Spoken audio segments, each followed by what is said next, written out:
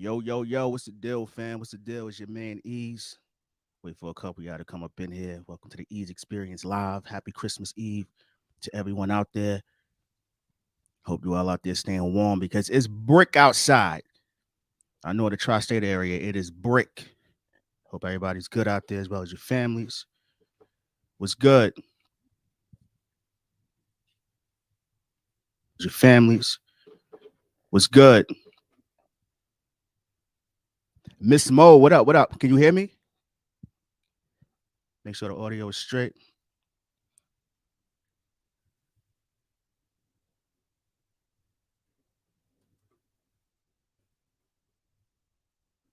Oh, chilling, fam. How you doing? Everything good on your end? Christmas Eve, right? 1 year anniversary, magic. You know, we got a lot of rap lists floating around here. We got a lot to talk about this evening. I see that number there too, right? 929-688-2117. In about maybe 10 minutes, I'm gonna open it up. I want to hear from y'all as well today, too. I want to hear your voices. Sorcerer, what's up, family?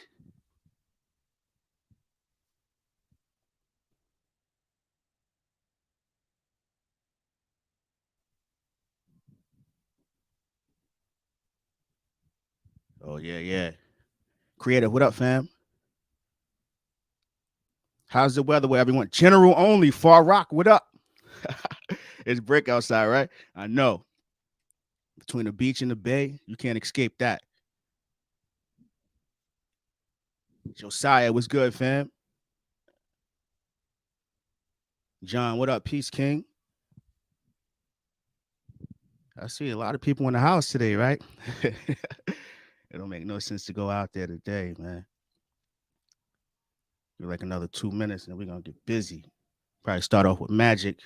1 year anniversary. It's crazy. I remember I did a YouTube short the night it dropped. Can't believe a year went by that quick, man. And then he just gave us another crazy project. Life is good for hip hop fans. If you listening, if you listening from Brooklyn, creative, but VA is cold down there too. Yes. I don't know, man. I don't know if we got spoiled because we've been having, the last couple of winters haven't been that brutal, but we're about a week in and we're below 10 degrees. Adrielle, what up, family? Merry Christmas to you. Everybody out there, whatever you celebrate. Happy Hanukkah, Kwanzaa. If you don't celebrate anything at all, just glad to have you in the midst of and dwelling with us. You know what I'm saying? That's cool. Good to see all y'all. Marlon. Keep in mind today, too, man. I'm honoring everyone's wishes, the majority of people. We're going to take some live calls today. I want to hear. We're going to talk about magic. We're going to talk about Cormega shouting us out because this is our channel, right?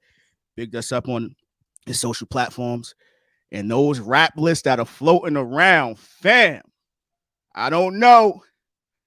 I thought 2022 we was getting the culture back on track, but they bugging out here. Some of these lists are crazy.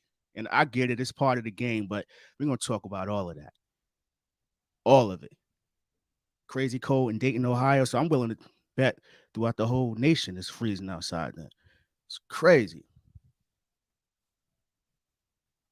Yeah. Shout out to Mega, man. That was love right there. I wasn't expecting that at all. But like when you do the right things, right? And you uphold your integrity, those who matter, they'll see and they'll show love, right? Because I think everybody here loves the culture. We genuinely love the culture, which is why we go so hard, right? This is why I like rap lists and stuff like that. If it isn't done right and the integrity is taken away from it, is why people get so up in arms and pissed off because hip hop raised most of us. And these dudes out here, they making it so easy to decipher what their agenda is. Now, I'm tired of using that word too, agenda, but it is what it is because it almost comes across like everything is a conspiracy theory. But Gucci, man, come on, son. And I respect his hustle and what he's done in the hip hop culture. I had to go on Tidal today to see what albums he had out this year. I think he had maybe 2 or 3 group projects. But come on, fam. A nationwide tour, documentaries, arguably the best album this year. And my man, come on, son. We're going to get to that, though. We're going to get to that. All right, so what's up, man? Magic, 1 year anniversary today as we speak. Uh, a lot of people uphold that project in their top 5 or 6. Has since time has progressed, what has been your favorite song from the beginning, and where do you stand now? And has King Disease 3 kind of altered to where you listen to it? Like I go back and listen to it at least once every other week. You know, it just has that nostalgia feel to me. But KD3 was so great. It's almost as if how many artists like really stepping up a ladder, like literally, like with their art and getting better and better and better, man. And if most people would have dropped Magic, that's their Illmatic. I was thinking about that the other day. If the average artist, not even the average artist, if anyone other than him probably drops some Magic, people will be raving as if it's their Illmatic. And we're only a year removed from that. We got KD3. A lot of people trying to act as if it didn't have the impact that it did, but we're not gonna go for that. We're not gonna go for that. That man has put the time, man. He should have been on every top 10 rapper list, even though he's God T. I think certain artists are beyond that at this particular moment, but it's just respect for the culture. One of the best features of the year, Glorious. Yes, it wasn't on radio. I get that. But how many of us listen to radio anyway? When the last time radio played B-side records like that? But those records are going to stick around, like the Bodies in the Trunk, and just the Queen sound. Those records, you play them every time you put them on, it just brings a different energy. And they just add it to that. And it's amazing how, I don't know, man. I see Miss Mo stated that B Dot is a puppet, but I think that for the most part, we'll start there with the rap list. I think most of us are on a quest to preserve the culture, right?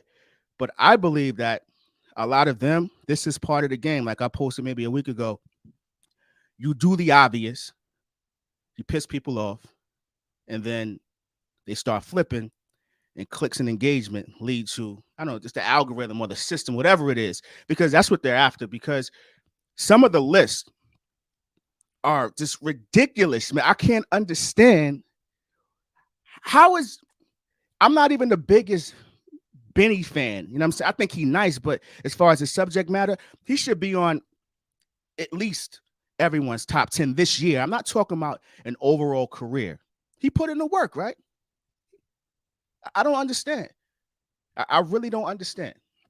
And what's the criteria for best rapper as well? We're talking about everything, the work you put in, going on a tour, doing albums, verses, features. What's the criteria? I don't understand. It's almost like an insult to all of us. In the game, people are in a frenzy, man. I'm reading some of these Twitter comments and they're baffled. Like Pusha T. It's a solid effort, but how is that album of the year?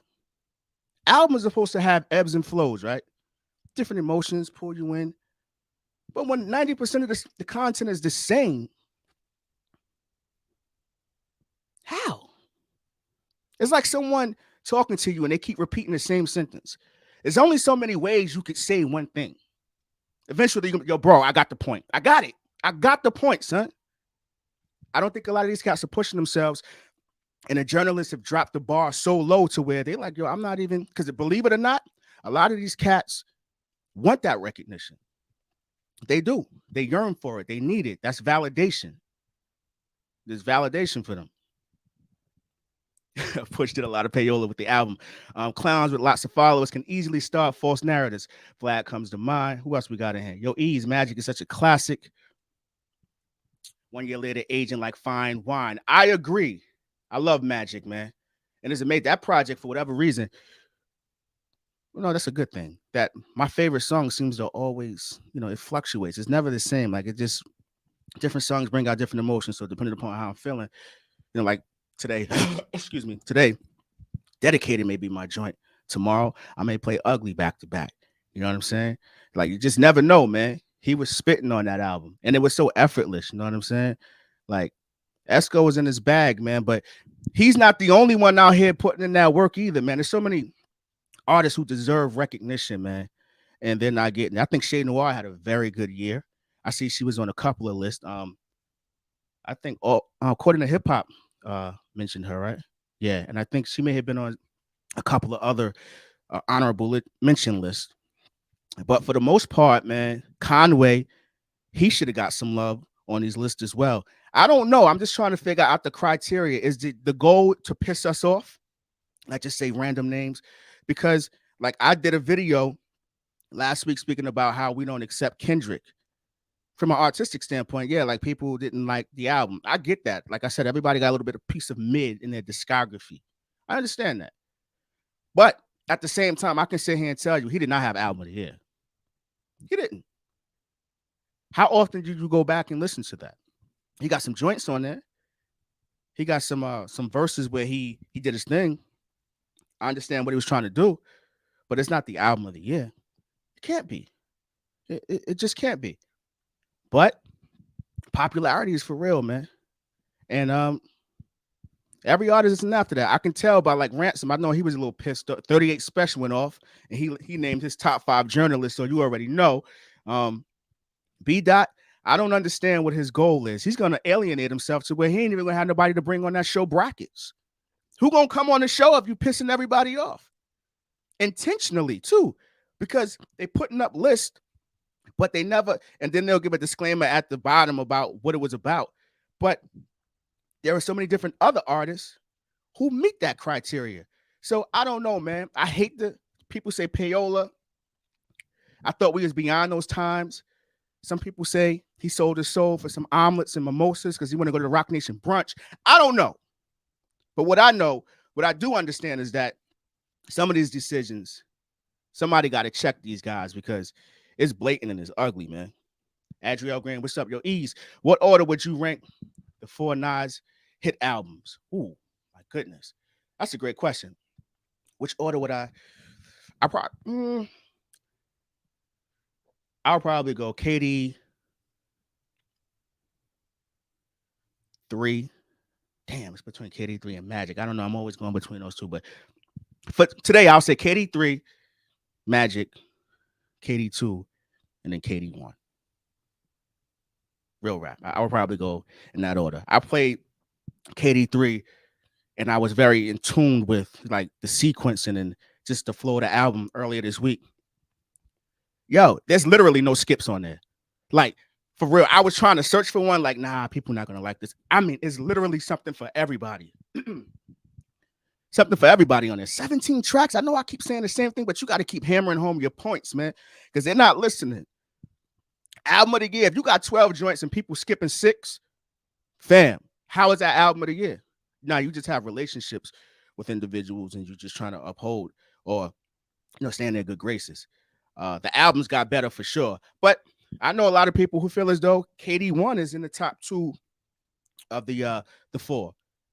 I just think in KD1 he was finding his footing again. It's like little things like his breath control. It's not the writing. It's like he didn't sound as comfortable rhyming as he does now. Like he kind of got the rust off. Like he's flowing now. Like he's in his prime. And KD1, he's so good to where even when everything isn't flowing like a well-oiled machine, the gap in between the talent is so evident to where it doesn't show. But now, nah, he back on this joint, man. For real.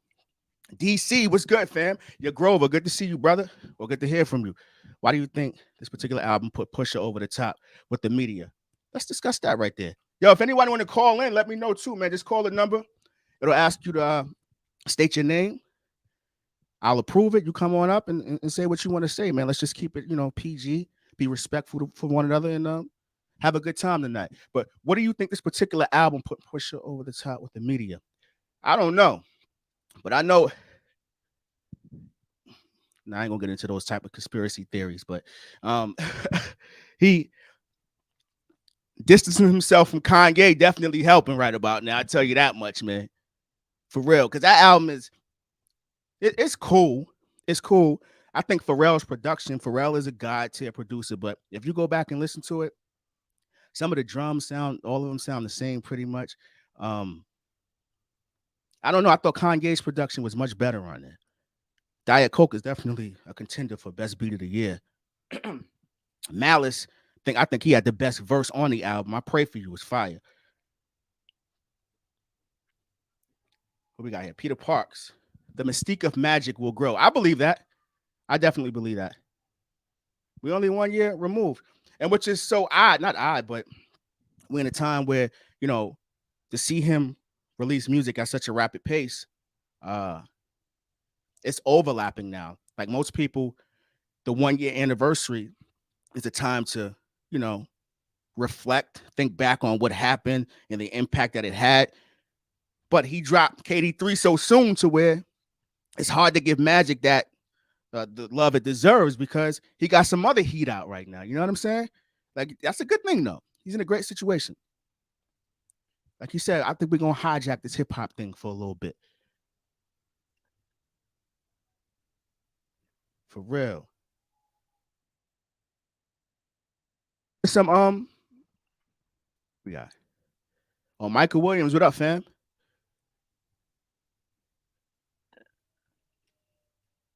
Oh, the comments is jumping. Digging this today. Who had the best top 10 list? I didn't want to do one of those. I thought it was too tough, so I just tried to stick to the best of. But from your estimation, who had the best top 10 list? I reviewed both according to Hip Hop's and Rap Roundtable, and I think they had about maybe 7 or 8 of the same choices. So that's within reason. That's like, margin of error. You can respect that because you're not going to agree on everything. But for the most part, they were in tune, which means that, their agendas or their focus is pretty much the same with regards to this thing that we love, hip hop. So I thought those were probably two of the best top 10 lists that I've seen. There's some other publications that I won't even. I know Hip Hop DX just named Kendrick's joint the album of the year, right? So that's both of them, and B Dot did the same thing. I just want to know their criteria. And like Jay said, I wonder if they're really listening to the music, man. It just sounds like they be skimming through that joint. Because replay value, fam, there's a lot of artists out here who have some crazy replay value. Ain't get no love. Mike 100. I agree, man. Rap Roundtable and according to Hip Hop, their list makes the most sense. Seems like their heart is in the right place, right? And I know you're like, this hip hop, what you talking about? No, you can tell, man. Some people really want to see this culture win. And some is, I don't know, bro. Like, it's crazy. It's crazy. I think like B Dot get off on like Conway on what was it? What song was that on? That's on Benny's album, right?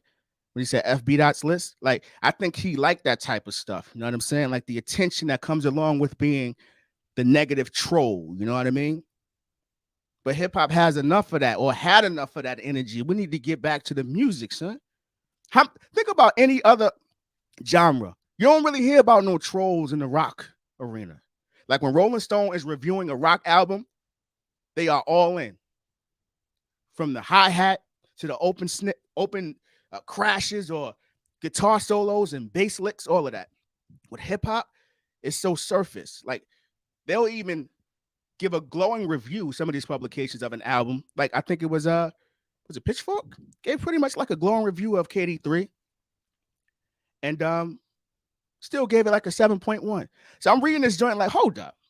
You can't even justify why you are giving it this rating based on the words that you've written or typed. But yet you do it anyway. So here we are. We just gotta lock in and keep, calling dudes out on their nonsense and hope for the best. But hip hop is in good hands, man. Thank God for the internet. Thank God for social platforms. Thank God for just people waking up and getting tired of nonsense in all realms. Michael Williams, what up? What we got? Nas dropped KD2, Magic, and KD3 within a 15-month window. Has any artist in any genre dropped 3 albums of that caliber in such a short span? Whew. That's some Jeopardy trivia for y'all, man. Like, for real. I can't really... of that caliber. See, I think people can probably name some artists that have dropped albums, but top tier caliber, I don't know. And notice he didn't even mention KD1. That's a great question, man. Anyone else have an answer?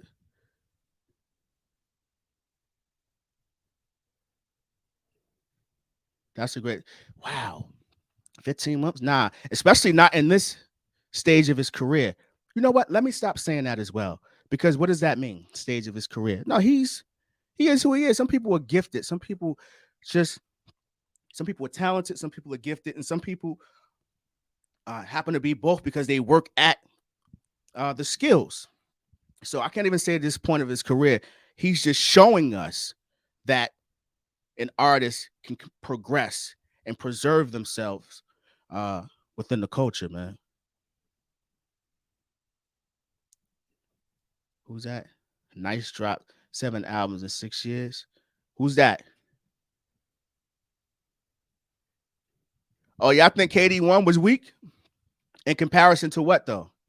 Like we can't be, let's not be hindsight journalists or critics because at the time, a lot of us was open when that came out. But we've gotten so much heat in the present time to where it's easy to overlook that. But they was figuring it out for sure.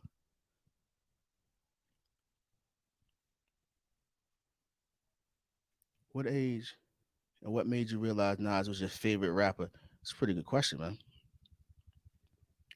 What age and what and when you realize Nas was your favorite rapper? I would probably say right around 95, 96. I realized that. And I caught Illmatic around that time as probably it was written, the singles were releases, and I went back. You know what I'm saying? Because I was a shorty buster at the time. Like I probably wouldn't have understood half that joint anyway. And you still picking up on joint that you can kind of relate to now. But around that time, I was a teenager when that dropped. It was written. So maybe around that time I realized he not just a favorite rapper. I just thought he that 95, 96 Nas is that's dream team type skill level. A little different, man. A lot of cats never really tapped into that in any genre, not just hip hop. Grover, great question. Here we got it. Do y'all think Nas will take a break from dropping albums or come back with something new in the next year or so? One thing I learned about these two, I don't even know, man. I don't know. Because I wouldn't even been surprised if they dropped the sequel to Magic today. Like the way they've been working, you just never know. You just never know. Fresh off a a nationwide tour. Then they got the one off coming in February in the city. Staying with understanding what's happening outside and making the adjustments or like creating music around discussions like the joint with 21 Savage, One Mic, One Gun. Like he's all in. He's paying attention. I'm just happy that he's active. But I'm glad to see a lot of cats active, man. For sure, man. Here we are. I think he's gonna drop that Primo album soon, or hope at least. Listen, man, Primo got a little joint on Herbert. That joint is fire. That beat, if he can lock into that, but you're gonna have to come with at least six, maybe 8 or 9 of them joints, man. But I would like for him to keep working with Hitboy. Like, if it's working, why not, man? Just let it rock out. I don't understand. They can probably take a little break. They don't have to be another King's disease. Work on something different, but I like the chemistry they have. Nothing of this stuff sounds the same. Like nothing sounds like it was from a batch or the cutting room floor of the previous album. You know what I mean? Like when you listen to the joint, it doesn't sound like KD 3 songs uh include songs from KD2 that didn't make that album, you know. So that's fire. Yo, Miss Moby going in. Primo. This ain't 1995, but Primo definitely been hype as hell. And now it's Hitboy. Everybody comments. Yeah. But I show, just let me know yes or no in the comments. Do you want a Primo and Nas album? I wish I can do a poll. Do you really want that? Just let me know yes or no. I don't think anyone wants that. Not a full album. We probably want some one-offs. Yes or no? Do you want a Primo and Nas album at this juncture?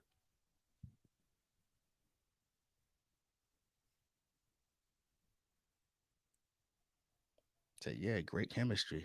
88 Spence. No. Primo Hitboy collab with Nas. Oh, Michael Williams. I think he answered his own question. Let's see.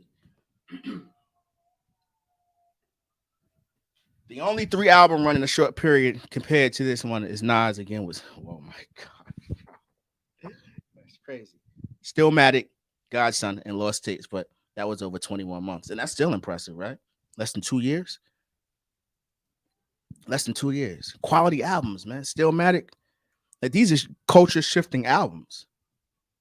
And none of them are the same. Like he didn't give you Stillmatic material on Godson. Came a whole different other lane. And Godson is a very beloved album. People love that, including myself. Yo, hell no, it's my answer. Maybe a few joints. I don't know. I just don't want them to fail. That's my thing. I don't want cats to the cats that don't particularly like Hitboy now. They'll flip and be like, yo, he should have kept working with Hitboy. That Primo sound was dated. Like you can't win. Just get some joints from Primo and do singles here and there. But as far as projects go, stick with Hitboy. Because my whole thing, Hitboy hasn't even gotten to his bag yet. Like he ain't really getting to the musical joint. Like I think Nas can like on Life is Good was kind of like his first musical, like classical album, right? When Salam Remy was blessing him with all like that production was crazy, like Worlds in Addiction, like the orchestras. I think Hitboy can take his production to the next level. Right now, he's doing quality beats. Production is fire, but he ain't really getting into the live instrumentation bag yet. Like the possibilities are endless.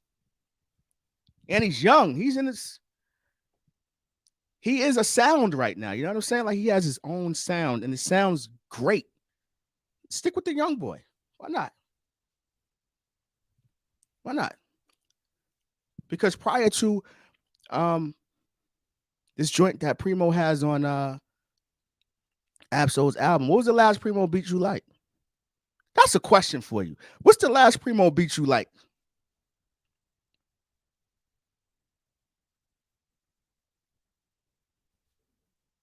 And I love Primo. I think he's Mount Rushmore when it comes to producers. He paid his dues, man. He does have a joint out with BSF. I don't know the name of the song. I think I seen the video recently. That joint knock hard, but I don't know. Nas is kind of funny with his beats, right? So that traditional boom bap that we would probably want to hear those two come together and make. Like you hear Cormega talk about how Nas, he had to keep sending Nas beat after beat after beat after beat. He'll do the feature, but if he don't like the beat, he's not going to write to it. And as we all know, he has a unique ear for production. So Primo probably does have more I gave you power. Nas is like to create and probably can do it in his sleep, but Esco probably don't want that. And that's part of it all too. Is a marriage. He can come with the heat, but if Nas is not in that space to write to that type of production or to create that type of music, it ain't gonna happen.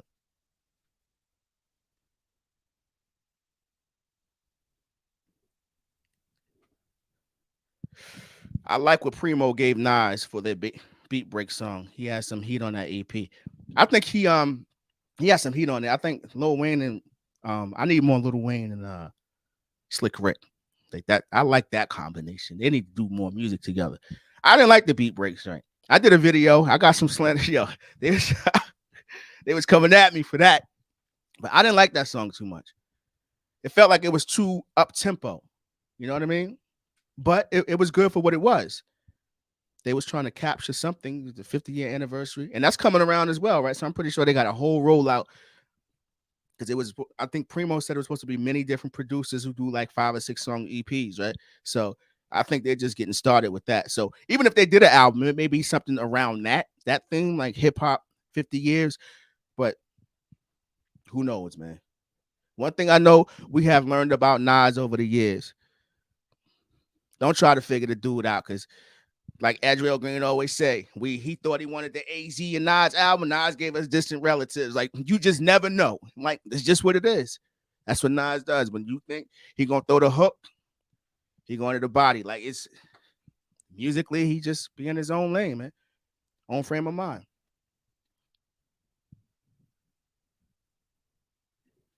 Nas has an unsellable lead as the GOAT. He's lapped all the other contenders multiple times at this point. What he's doing is truly unprecedented. It is, man. And you know what? Let's keep this up here for a while. So let's talk about, it's amazing how all this stuff works together, right? Nas Magic, the 1 year anniversary. Then we were talking about the rap list, right? I think this statement right here is why the hate is so strong.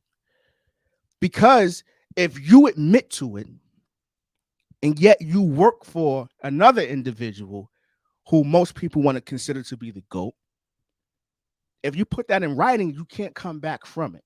And I think that's where we are. So we'll get outlandish feedback and reports and lists that don't make any sense because they're willing to go that route because they don't want this to be a part of their reality. This statement right here, his leader's a GOAT. Like, he's lapped all the contenders multiple times at this point. You said 3 albums in 15 months, right? And that's not including KD1. He's working. If you're going to be the best, what do you say? To beat the best, you got to beat the best. I beat my chest, right? Like, in other words, like, yo, ain't no other competition. So I beat my chest because I didn't beat the rest of you cats, man. Y'all can't do what I do.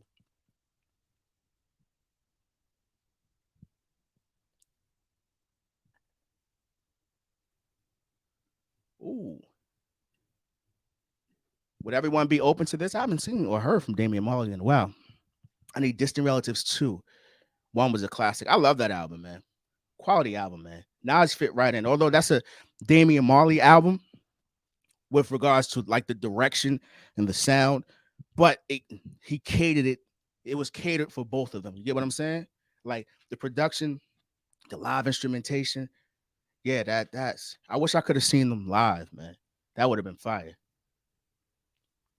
I wonder why they didn't do a sequel to that. But then again, once again, when it comes to Esco, he moved on quickly, right? What's up, man? Nobody want to call in and speak? What's up? Tell me what's on your mind. Anything. We can talk about anything tonight, man. I'm here. Let's lock in. I've been getting a lot of voicemails from individuals showing love and asking for giving requests or suggestions, man. I appreciate all of it, man. I'm glad to know that there's a group of people out there who love music as much as I do, man. I think Nas should make Magic 2 and 3. I don't. You know what? It probably wouldn't be hard to do that, right? Because Magic was more so, whether we want to admit it or not, it was more beats and rhymes, right? It was dope beats and dope rhymes, but he went back to the basics, just spitting, man. And he gave it. There's some great hooks on that album too, man. Some great hooks. That's a strength that no one really talks about. I think I did a video a long time ago how Nas' hook game is slept on, and he's fathered a lot of styles, man. Like the playful singing on the joints, like he kind of took it the Slick Rick joint and flipped it. Like Nas, son, dad, nice, man.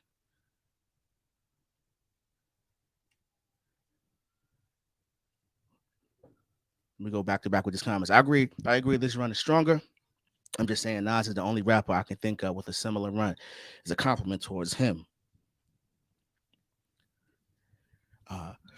I got you on that. I'm just speaking from an artist standpoint. It's a lot harder for us to do it this way. I'm sitting in the back of my mind trying to think of other artists that have had albums drop this frequently, but quality music, right? Like you said, Michael Williams, the caliber. I don't know. We would probably have to go into the Motown archives or something, man. Like, what's Stevie discography like? He got anything 3 years and 15 months?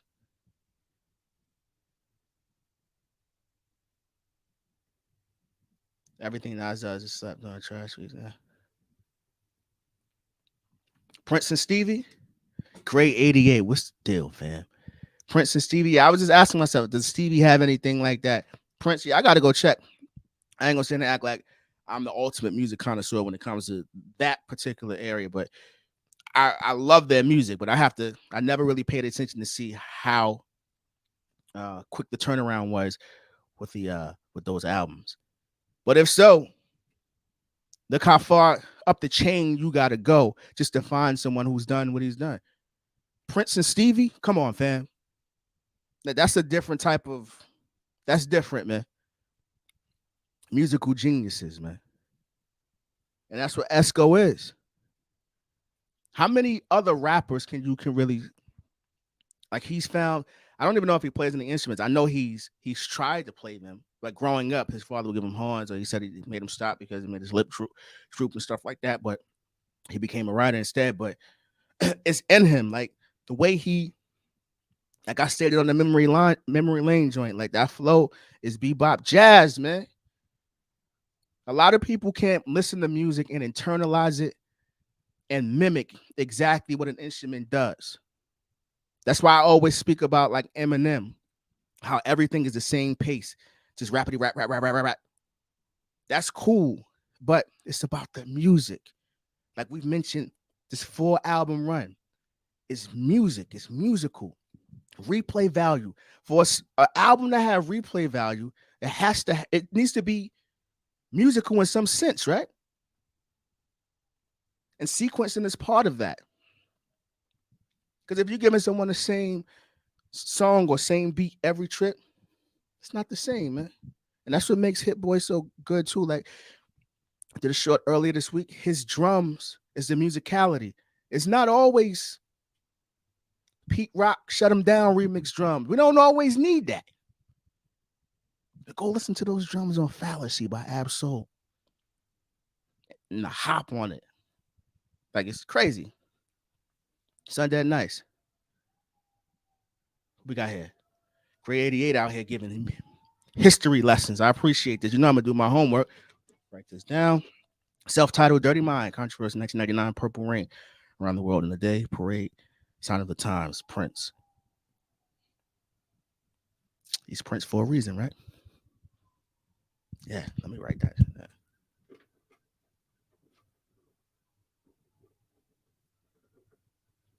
And that's outside of hip hop.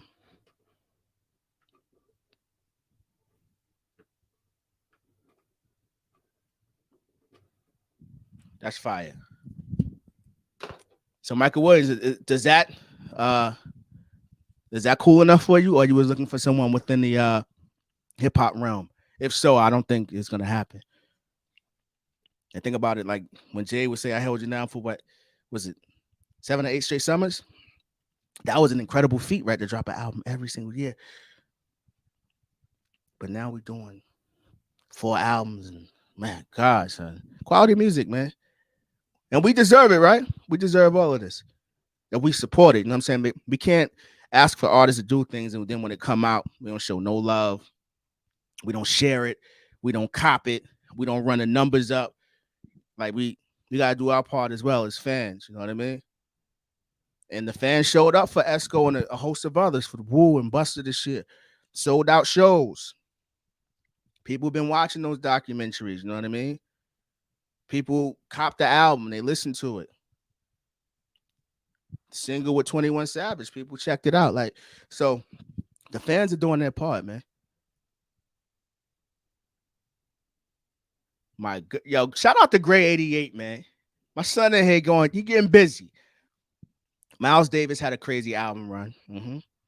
But look at the pedigree. Like, this is a different type of artist. Like that's a different tier. And Esco alongside that, Parliament, Funkadelic, Earth, Wind, and Fire.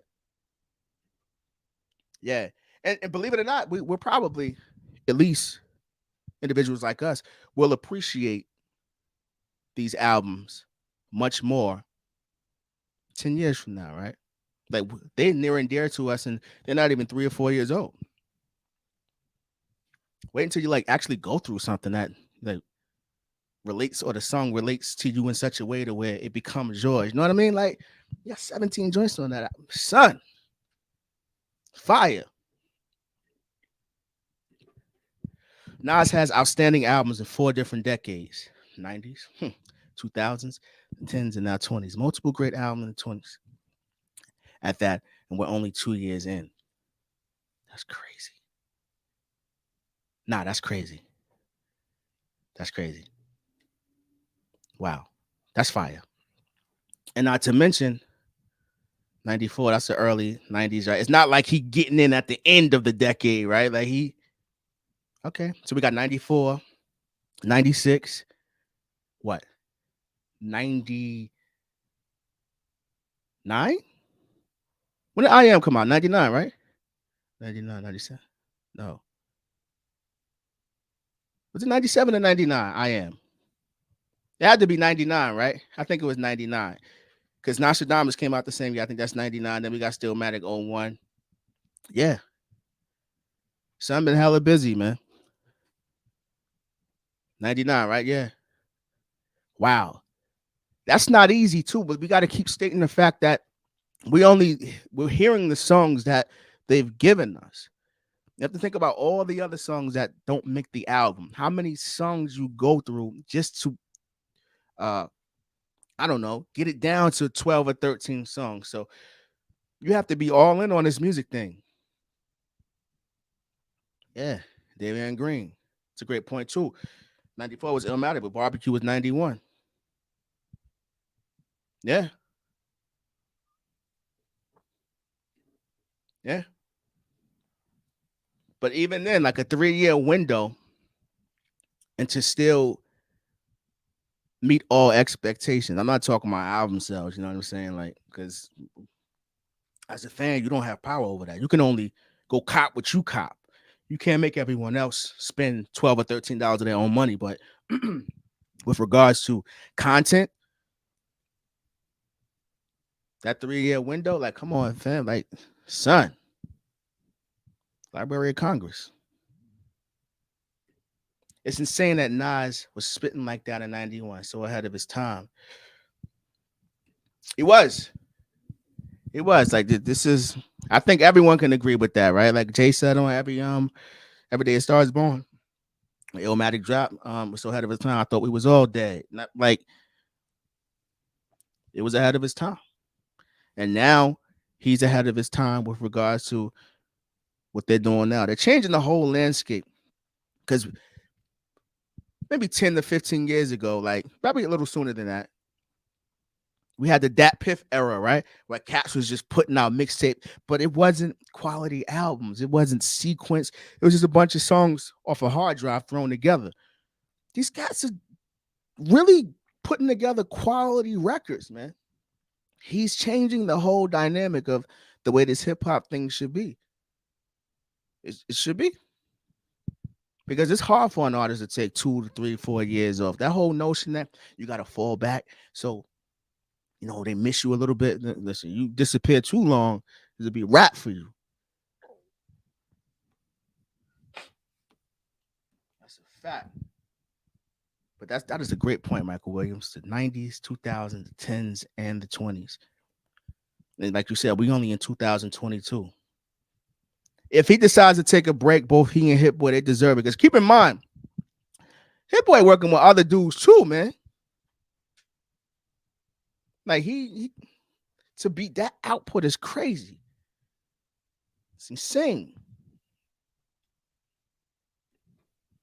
Yep. And in that window, he had soundtrack placements. The guy been on fire for decades, like you said.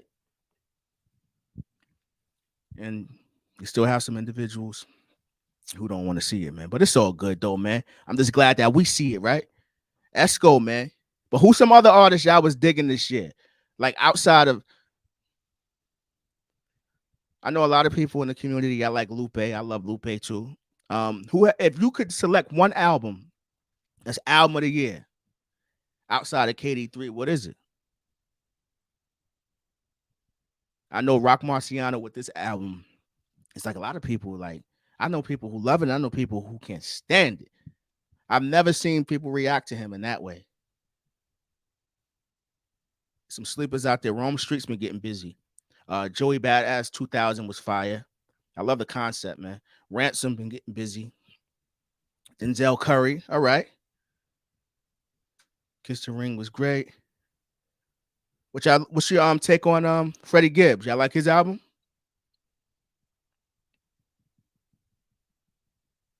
I can't say that I'm the biggest Freddie Gibbs fan, but I think he's talented. I think he's great at putting albums together. I think his flow, his delivery can become a little bit repetitive, but what does that mean, right? It's his. It's not like he's biting somebody else. That's his flow. But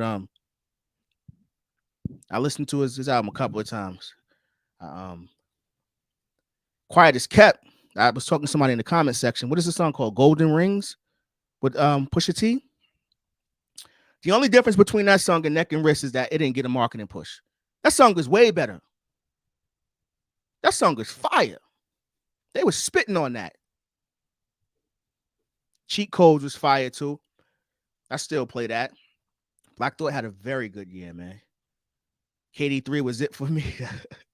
Shout out to Rome Streets and Gibbs. Rome Streets is nice, man. He's nice, man. He solo efforts. He held his own with Ransom. They had an album 2 years ago.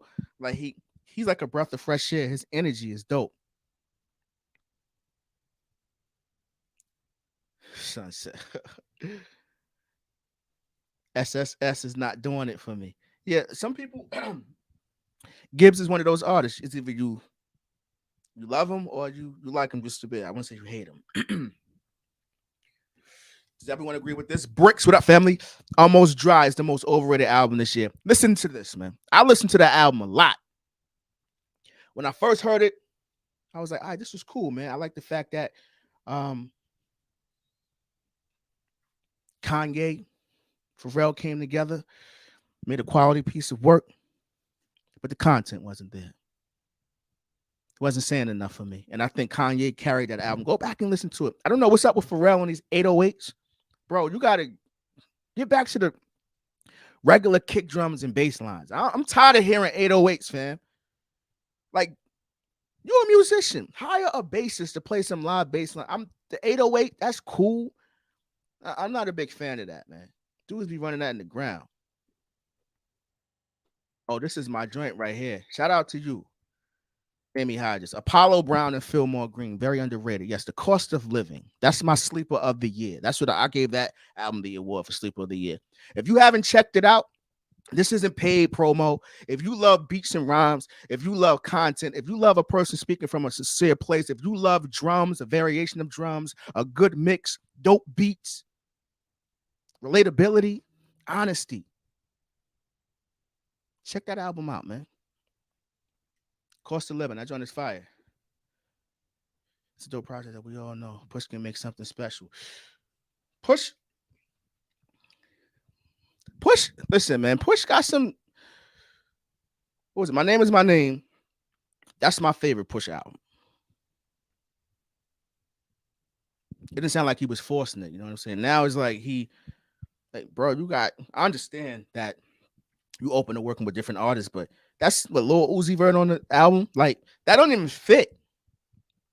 It's like these cats be chasing streaming numbers. Like, you mess up a whole flow of an album with that type of stuff. Mr. Yo, y'all be going there. Yo, listen, man. I'm going to shoot Kendrick some bell. Mr. Morale was very overrated. You know what was missing from Mr. Morale? Nobody wants to say it, but I'll say it. Terrence Martin. The producer, Terrence Martin. That's the dude that put together To Pimp a Butterfly, the musicality. He's a jazz musician, saxophonist, plays keys, used to be in Snoop Dogg's band. He got albums, Velvet Portraits, Drones, played with Robert Glasper. Just go on YouTube, check him out. Terrence Martin was missing from that album. And that's why, even though it's musical, got the orchestra, things of that nature, the soul ain't there. That's what is missing. Terrence Martin. That's what I'm saying, man. When you lock in with producers, Soundtrack did his thing, but Terrence Martin is a glue. He brings it all together. When you lock in with a dope producer, stop listening to people. Take your ego out of it. Stay there. Escort, you listening. Just for you too. Hitboy is doing his numbers. Stay right there. Stay in pocket. It's working. You lapping these dudes.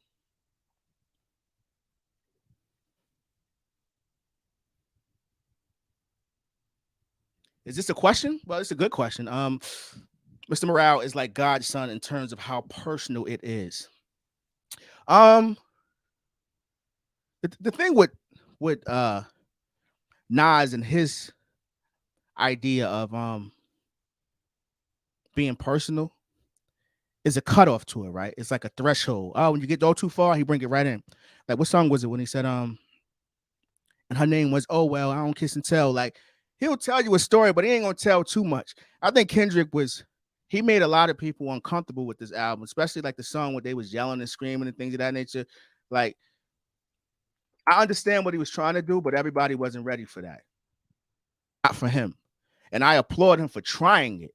You know what I'm saying? Because you can't let people box you in, but you have to, have a circle around you that lets you know, like, all right, that's cool, but we're taking it too far. And that's why I believe someone like a Terrence Martin, had he been like the executive producer on the album, it would have been a little bit more cohesive in the sense of the way it feels, right? Because it has some highlights on it. I thought, listen, man, people don't want to admit it, but Kodak is nice. I like him and Kendrick together. Kodak Black, I like him and Kendrick. I think he did a phenomenal job on that album, man. Like he just brought something different to it, different energy, man. Unorthodox, off flow. It's kind of like Dilla playing drums, right? It feels good. It's sloppy, it's off a little bit, but it's about the feel. Like Kodak is nice, man. He tapped into something. I'm a little late to the game. I know of his music, but son, nice.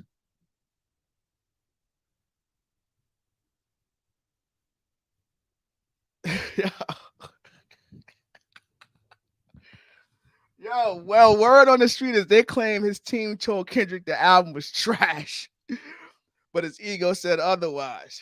Yo, Kendrick, man. But one thing we know about Kendrick, he knows how to pivot, kind of like people didn't like Jay Volume 1, which is absurd to me. I'm gonna have a live about that one day because I love that album. And what did he do? All right, I'm just gonna pivot, give y'all streets is watching. That's what the great ones are able to do. I'm gonna pivot. He probably come out with something similar to Damn again, give a bunch of hits back to back to back to back, and then go back to his what he does, disappears, right? But I think he's afforded that one opportunity to lack of a better term, drop the ball. He was trying something different. And another thing is that where we are right now, I don't think this is the world in general wasn't really ready for that type of album. People wanted some uplifting. You know what I'm saying? That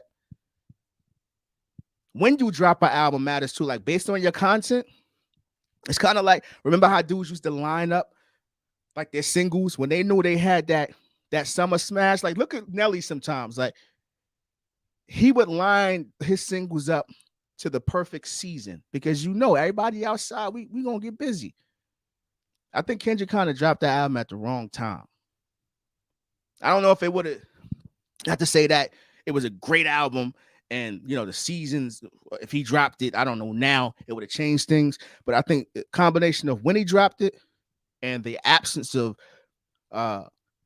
Terrence Martin definitely hurt the overall project. That's just my assessment.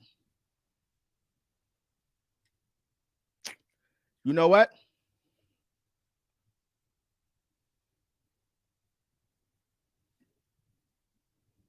This is facts. B. Dot. Yeah, he should have put Kodak instead of Gucci. Yo, Kodak has some moments to shit, man. I want everyone to take the time to just step away from the antics and his past and some of the things he's done. I don't know him personally. I can't get into that. Never had a conversation with him. Now, I don't really follow him on socials. But musically, he's good, man. Like, he's nice. He's nice. And I think he had a better year than Gucci Mane for sure. For sure. But Kendrick is a very polarizing figure at this moment. Like, if he's not careful, if he doesn't, his selections from here on out, if he's not careful, he's gonna find himself in the Eminem box. You get what I'm saying? Like, M is appreciated by many, but a lot of people were tired of hearing him because he don't, like, you got to keep evolving. And evolving means knowing that something isn't working and going back to what is working, right? Like, you got to pivot. Mr. Morale and the Big Steppers, he got that off. And double albums historically, man, like, us as a culture, we're not really open to that. It's some anomalies out there. You big pop, but for the most part, whether it's Nas, people love Streets Disciple. I love this Streets Disciple as well. Like, it's not one of his top 5 albums, but as I've gotten older, I can appreciate it more. But we find holes in it because it's hard to do 25, 30 songs. That's a lot of music to consume, especially nowadays. You got to even think about back then. They was doing 3 verses in the hook. These cats doing 2 verses in the hook. You're lucky if you get that on a double album. And people don't want to sit around and listen to that joint all the time, man. Straight to the point, like in and out.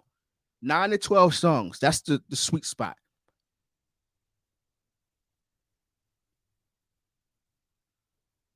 Listen,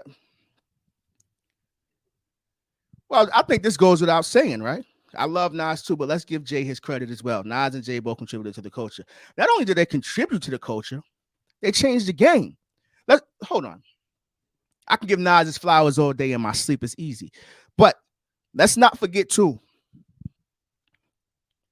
Volume 1 J, that's 97 J. A lot of these dudes out now, like Benny style, that's birthed from 97 J, man. Volume 1 J. I'm telling you, go back and listen to it, man.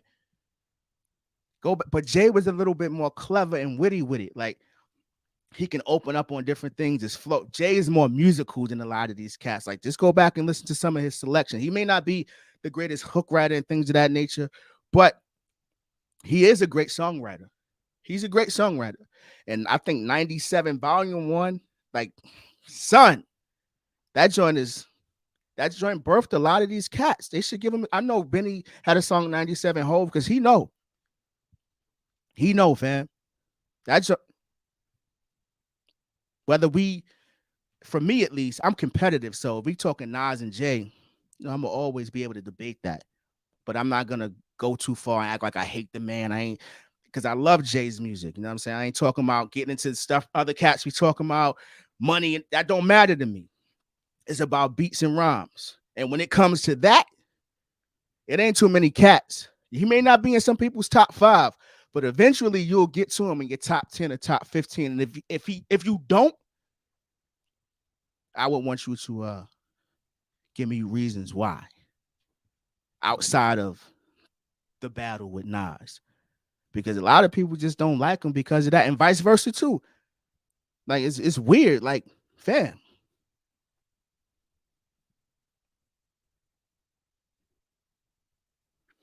Jay gets his credit, fam. Properly rated and still seen as arguably GOAT by many. Yes, I understand that. He does get his, but that too. See, the problem with hip hop, and I'm gonna say it, we've taken GOAT away from output and quality music, and it's too many different factors that I don't. Fans and album sales, right? You, me, whomever, doesn't matter. If someone sells 200,000 first week, 2 million, or 2,000, I don't, you don't, or your family doesn't benefit from that. I'm going to keep saying it. So that's not a talking point in a sense, right? I think in hip hop, we talk about album sales too much to make people go. I think we also talk about how much money someone has. When did all that stuff become part of the equation? And I think that's what they do Jay a huge disservice, because whenever you talking to someone, if I needed to sit on a show and debate on Jay's behalf, talking money would be the last thing I get to. I can get into songs, different pockets, verses, lines. When in hip hop did we start talking about money and who you dating? And I don't care about that. That don't make you go. And that's my issue with a lot of cats. Money, fame, and significant others and the businesses that you own have come into the debate in the argument. And that's corny, because we mentioned Stevie and Prince and a host of others, Earth, Wind, and Fire, a bunch of different groups, War. whatever group you name it, they wasn't talking about money. It was about the art. Only in hip hop we start talking this money. Yo, my son sold 1.5 first week. And how did that help your family? It didn't. The music is for the fans. The lyrics, how it touches your heart, how it helped you get through things. That's what matters. Not record sales, not who a billionaire, because it doesn't affect you. The music is tangible. It's something that you can live with. It's yours. You consume it. You buy it. It's yours now. The words, the music, the overall project. But this whole money joint, and I think they do Jay a huge disservice when we're talking GOAT, and somehow money always come into the equation. I hate that. Jay should be in everyone's top 5 by default. Who else can be compared to Nas besides Jay? Nas would be peerless if Jay didn't exist. I can roll with that. And Jay was smart enough to attach himself to Nas.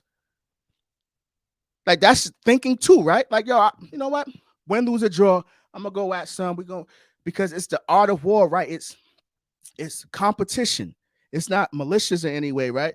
And throughout the time, they're synonymous with each other, right? So you will always compare their careers. I don't care what anyone says. The people, yo, let it go. They ain't beefing no more. They friends. Yo, son, this ain't about beef. This is about music, right? Those two will always be synonymous with each other. Kind of like Prince and Michael, right? When you having a debate, eventually you're gonna be at your family crib at the barbecue for whatever. If Michael come on, you're gonna have that uncle that be like, yo, put on Prince, man. Prince was better. It just happens that way, son.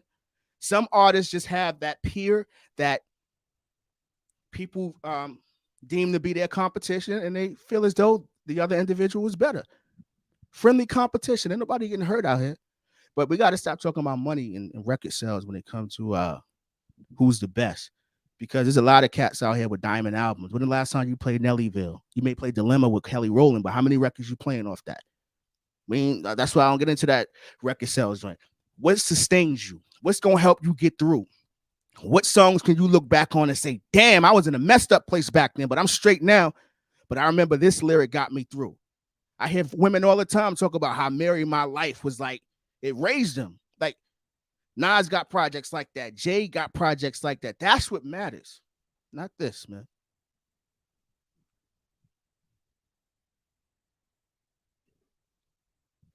I love the money talk. Jay came with that flashy money and fly talk. Nas came with the educational hood talk. They both was still a lyrical geniuses. See, I think I get that. I'm talking about the money talk is cool, but money talk don't make you the GOAT. That's Jay's content I'm speaking on. Like, if that's what he like, reasonable doubt, like the mafioso type joint, like that's what he was speaking on. Like, that's his attitude towards thing. I'm a boss. I'm talking about when we as fans are having debates. I can't stand when we start talking money. We start counting other people money in the businesses they have and personal life.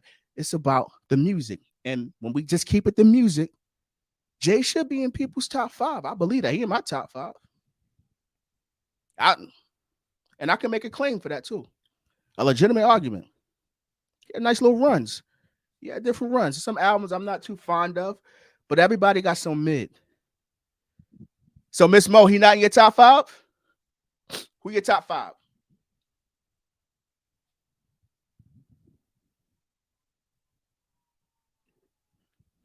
Then he'll have a joint like Anything or This Can't Be Life. I think I missed a comment before that. But Jay got a great discography, man. And he carries himself well too with features. Everybody got that one thorn in their side on joints on albums. I think like Beanie happens to be that guy for him. Like, when those two go together, he brings out the best in Beans, and Beans be leaving Earth. You know what I'm saying? But Jay has like, at this point, is whether or not it comes down to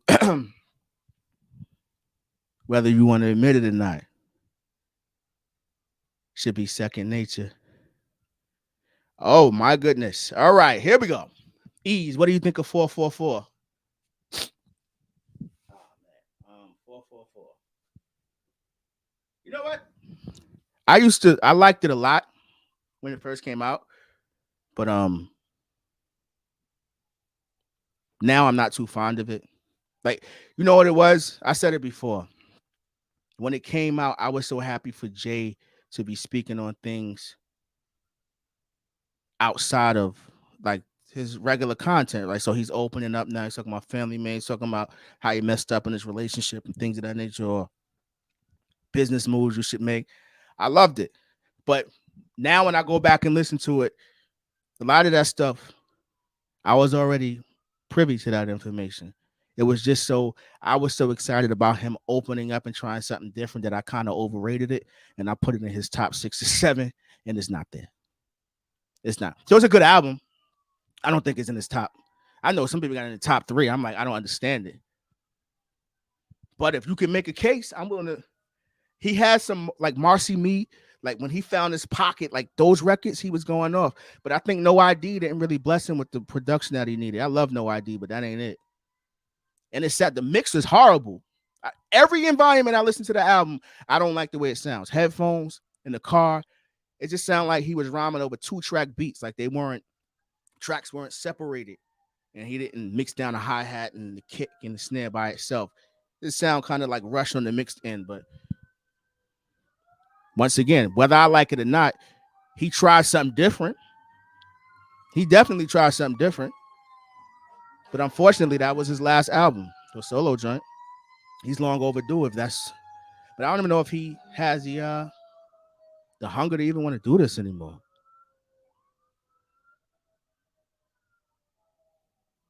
Yo.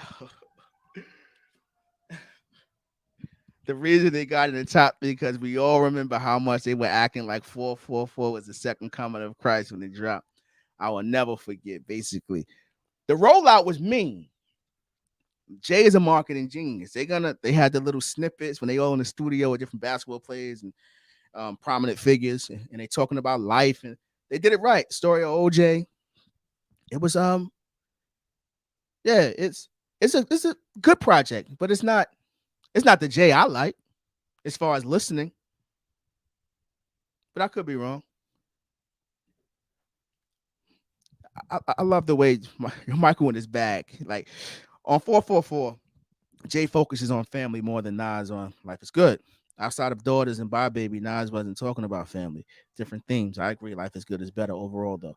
Yes, I truly believe that Life is Good inspired 444, but like you said, the content matter was different, definitely different. Because we gotta keep in mind too, Life is Good is post divorce, right? And 444 is that around the Lemonade time? That's Beyonce's Lemonade, right? When that whole Becky with the good hair joint, whatever. I don't know, but I just know it was around that time. So people was calling it like Jay's for Lemonade or what have you. But he did open up. He did, and he dropped a lot of jewels on there too, like buying buildings and things. I wish I would drink Belvedere when Puff got Ciroc, like things that people like tend to forget about. Like support your folks. Spend all your money out there. You know individuals who do the same thing, same quality, but you don't. So it's a lot there. A lot of it is common sense, but I just like the fact that he just tried something different and stepped away from what he normally does. Because what was the album before that?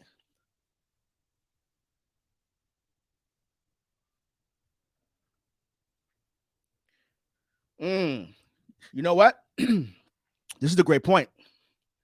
Yeah, Life is Good. I'll Stay. Yeah, Roses, Bye Baby, um, Daughters. What else is on there? As far as family goes, that's enough, right? That's about 4 or 5 joints, and the rest is But it was more of a life conceptual album, right? Because you got records like A Queen Story and Locomotive where he's talking about life is definitely good, considering where I've come from as well, right? Like Streets of Queens, and then you got the divorce. So it's a reflection album. You know what I mean? I love that album too. It aged very well. Shout out to Salam Remy. I'm gonna do a whole joint on that dynamic because Salam Remy is top 4 or 5 producers that Nas has worked with. And I'm willing to, I have a debate with anyone concerning that. Salam provides Nas with records that alter an entire album. Could you imagine Stillmatic with no what goes around? Wonderful. Wonderful, man. Or get like it's like they make it easy too. Life is Good is phenomenal, man. No Introduction, produced by Justice League. My top 5. Ganja Sensei. All right, who we got here? Nas, Ghostface, Cannabis, Tupac, Inspector Deck. I can understand maybe 3 on there. But if you can state your case, I'm with it. Cannabis don't have enough work. And Inspector Deck, iconic opening verses, but that flood and his album never coming out really hurt his career, man. That's one of those moments where you just know, like, based on what he was putting out, that album was gonna be fire. Whatever it was, I don't know, but based on his ability to lock in on a track and what he was doing, I just knew that that album would have been fire. Shout out to Deck, man. Lon Remy, people you often forget about his full range as a producer. Like he can sample. His drums are great. Drum sounds are ridiculous. Like Salam is nice, man. Salam get busy. He's top 5 producers now I just work with.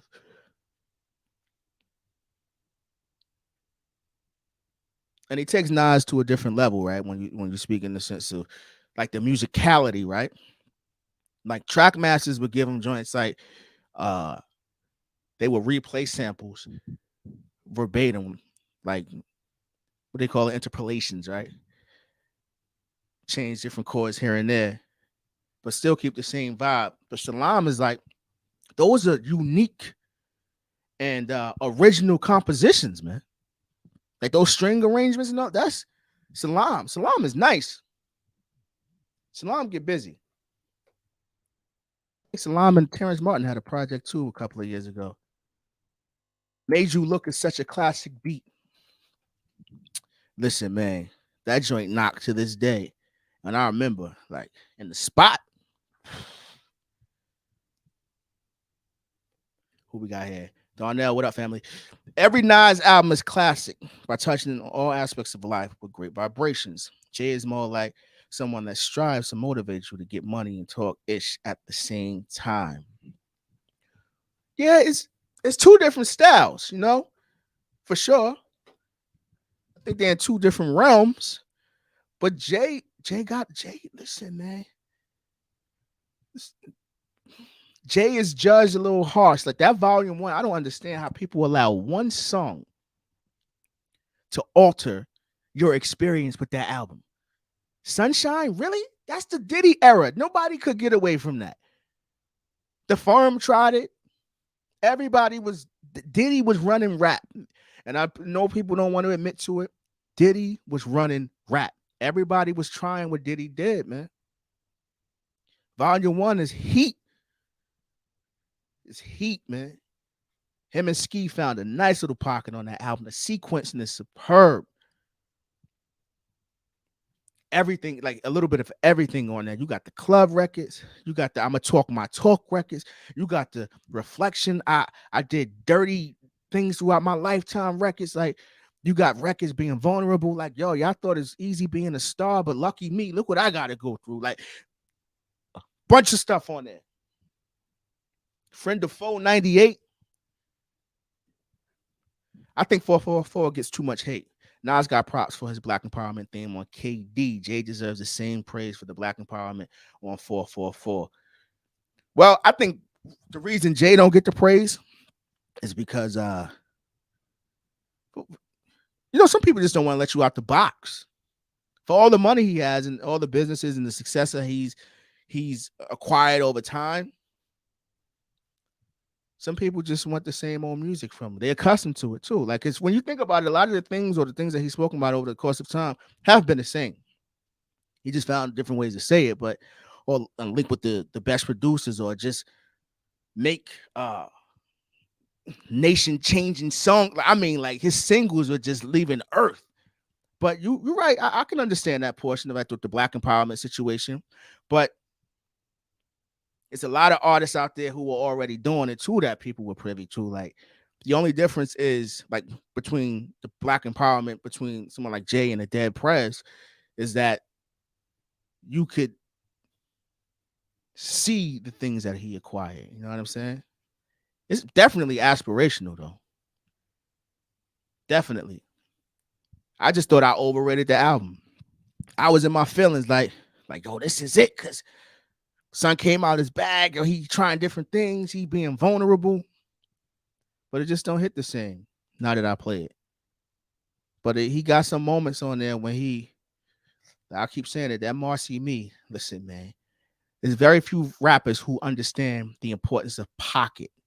You got the like Jay or AZ, Prodigy had a mean pocket, meaning that, yo, Black Thought got a nice pocket. I'm going to stay right here because this is what working. Like, listen to Rhyme No More. Same flow throughout. He just rhyming. He ain't saying much, but the pocket is so mean. It is what it is, man.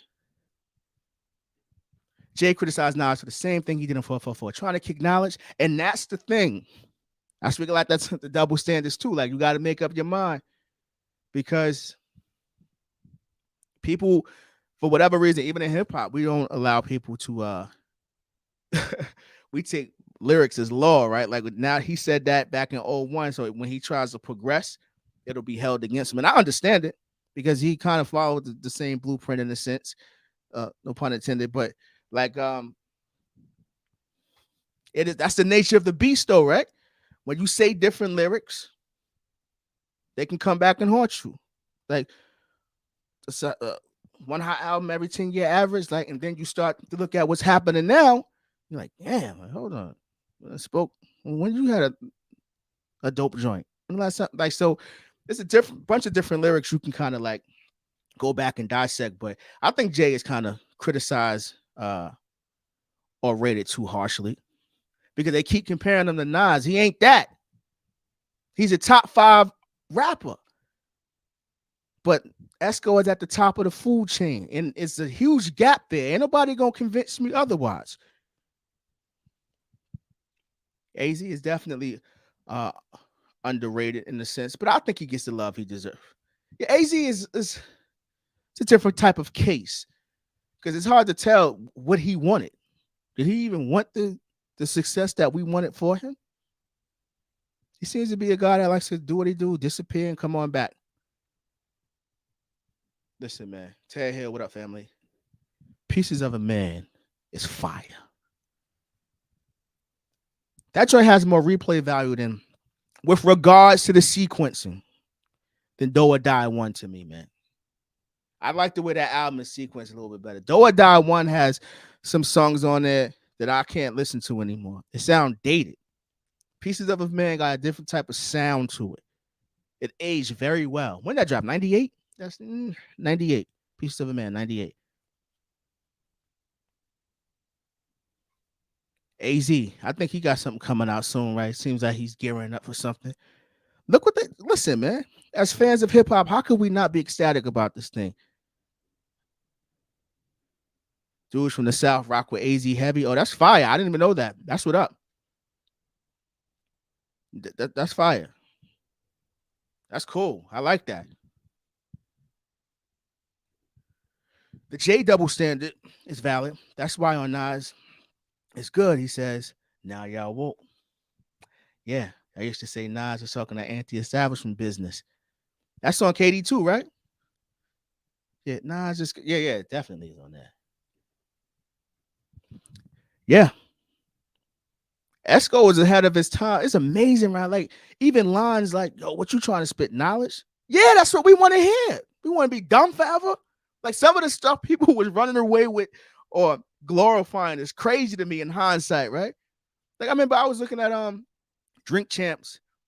Was it Drink Champs? And they were asking Cam if he had to choose between Nas or Jay. And he told a story how he was in a club and a shorty told him that when she listened to rhyme or rap, she don't want to have to pull out a dictionary. So that's why he would choose Jay over Nas. What? Like, when did being dumb become cool? What you trying to spit knowledge? Yes, that's what I want to hear. I want to progress. I want to do better. I want to excel. I don't want to be in the same place. Like, I will never understand some of those lines, man. That joke was crazy to me. But you trying to spit knowledge? Facts. Don't dumb me down. Listen, you spit with you because you can do it in a tasteful way. You can. A lot of cats do it. Lupe is very good at that. Esco's very good at that. Like, it's a bunch of artists out there who AZ is very good at that. Those one-liners, even Prodigy, like, oh, word. He said, okay, cool. Let me apply that. That makes sense. Cormega, very good at that. But I would never understand some of the stuff that we were willing to. We thought it was fun. Is it Ushiwali or is it one mic? Is it black? Shorty owe me for ice. Everyone is a contradiction in some sense, right? And I get that. But I believe that battle, in a sense, those two between the fans, it was getting silly because some of the lines that were being dissected or uplifted was crazy to me. And I'm gonna keep saying it. What you trying to spit? Switch up your flow. What you trying to spit? Knowledge? Would you tell Chuck D that? Poor righteous teachers, would you tell them that? Native tongues? Tribe Called Quest? Like, I never understood that line. Even as a young man, like I never understood that. Yes, I want to be taught.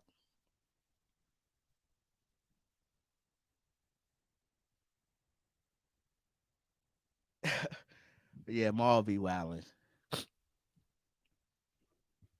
But don't people like Jay because the entendres and metaphors, similes, and references that may not know of? Some of those, listen, one thing I learned this year, if Guru is exposing double and triple entendres, they so basic. I don't want to hear none of that no more. The makeup and all. Nah, son. Let me decipher it because some of the stuff that they think is cool is not fire at all. It's not fire. Jay got joints, but his crew, some of the stuff that they be trying to force us to think is hot, nah, son.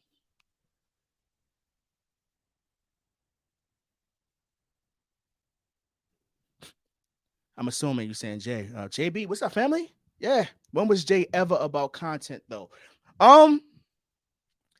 It was more of a persona, right? But Reasonable Doubt is kind of like a theme album, right? It sticks to the same type joint. Like I'm like hustler spirit, you know what I'm saying? Volume 1, a lot of vulnerability in that album, man. He got some joints in there. Volume 2 was for his hits. My thing with Volume 2 is too many features. I think it's like features on 90% of the songs. I mean, somebody on every song. That's when I'm buying your album, I want to hear you. I'm cool with a feature here and there, but I don't want to hear everybody on all your tracks. That's a compilation. I'll buy DJ Khaled joint for that. And I don't do that. So, Jay, I don't know. I guess the difference between keep saying someone like Nas and him was the fact Nas is willing to take chances and be vulnerable and try different things. That's why you get a streets disciple. And people may not like it, but listen, sometimes you gotta slip and fall. But believe it or not, it's people who were raised off streets disciple. Just like it's somebody right now, I can't make a case for it that was raised off Magna Carta. They come from that era where merchandise is attached to product or a CD. And they thought that was fire. It wasn't about the music to them because they're marketing majors. Like you just never know why someone is attached to a certain artist or music. But when it comes to this writing, Jay's top 5, but Nas is in a different stratosphere. You know what I'm saying?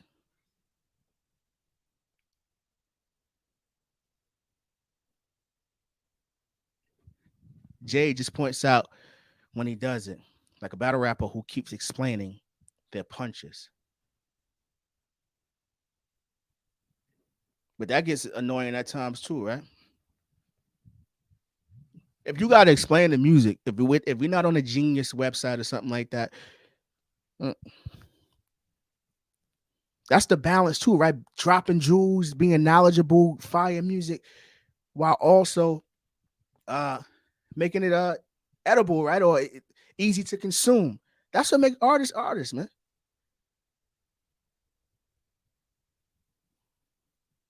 Lupe, rappers die too much. That's the verse. Damn, hold up. You ain't gonna say nothing else? It's on your mind, though. Like, damn, hold up. Let me think about this. How many rappers done died the last year? That's the power of music. Everybody don't got that in them. It's that balance. Some people overdo it. Some people don't give enough. Image versus characters. Jay's an entertainer.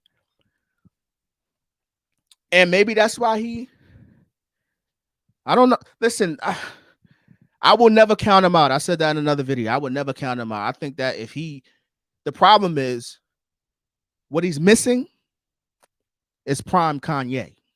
Nobody's going to say it, but I'll say it. He's missing Ye in his prime. Because Ye came at a pivotal time where everything he gave Jay was, son, kept pushing, trying different things, different elements, different sounds. And that's the thing. I think that's what he's missing.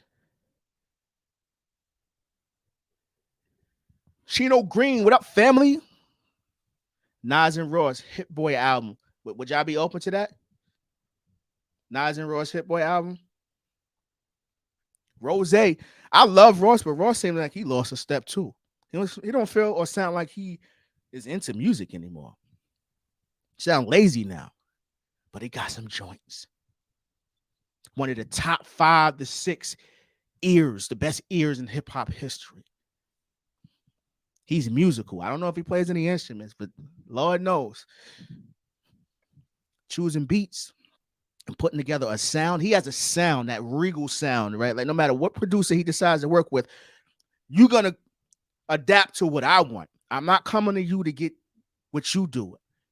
And even if I do that, if I decide to do that, you have to polish your joint up so it fits my vision. Every producer he works with, peep it.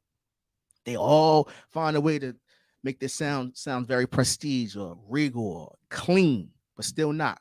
Ross had a moment.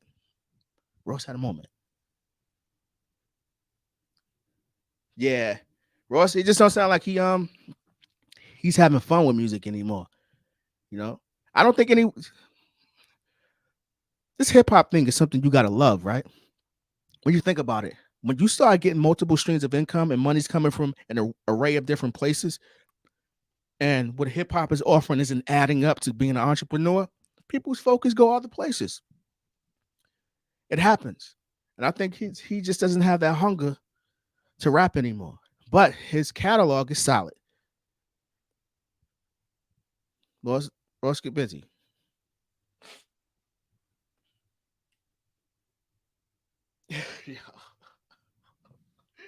Yo, y'all be going that Jay in the comment section, man. My top 5 will always be Nas, AZ, the Chef, Raekwon, Ghostface, and Jay-Z. Jay-Z is Hove. It's just Nas, it's Mos Def, Sphere, son, word.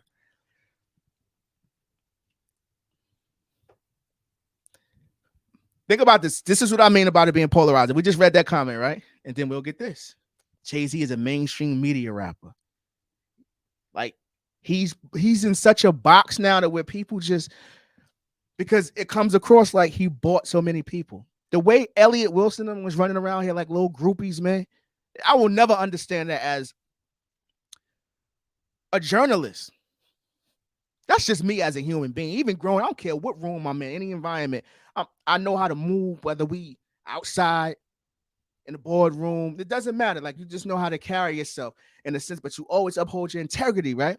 Yo, these dudes made being journalists a way to push their careers by pushing artists up the chain undeservingly. Like, it always felt like a conflict of interest. Like when Elliott Wilson was working at Tidal. It was weird. I remember he was running around here. He was mad at Taxstone possibly getting a Jay-Z interview. He got emotional. I'm like, yo, what's up with these dudes? It's weird. I don't understand it. Like, they seeking validation.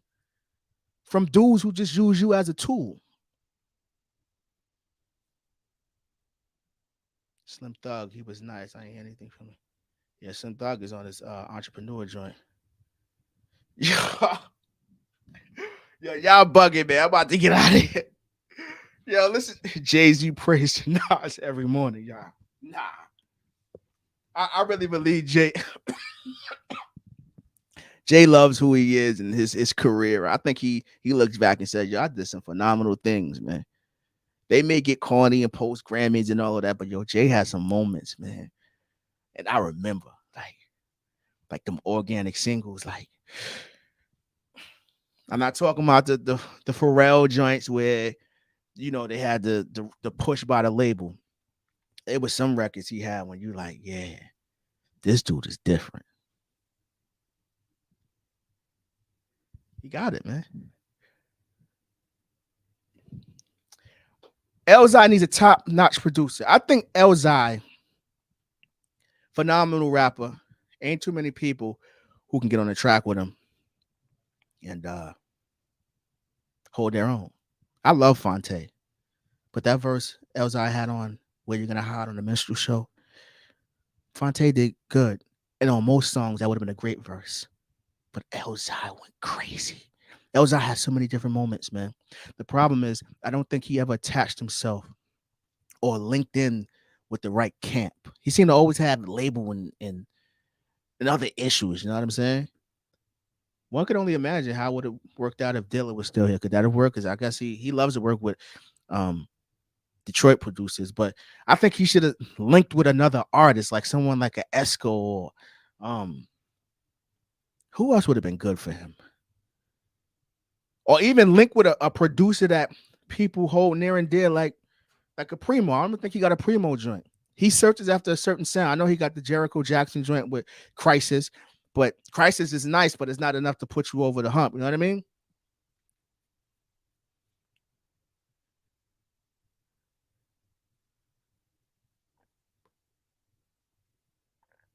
Elzai get busy. I'm about to go through Black Thought Elzai. That would be dope. I like this list right here. I like to see different things, man. Yeah. LL Cool J, LL, Chris, KRS, King, Nas, Pac, Funk Doc, Spot, Redman, Jay-Z. Redman, listen, man. Red in his prime. I hate to keep saying that word is prime, but a lot of these guys have moved on from rapping. They do it here and there, but when Red was really in it,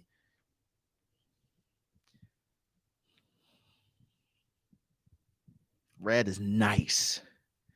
And he's a hell of a producer, too. He get busy on the beats. Dave Hollis, the first solo record, he got some joints on there.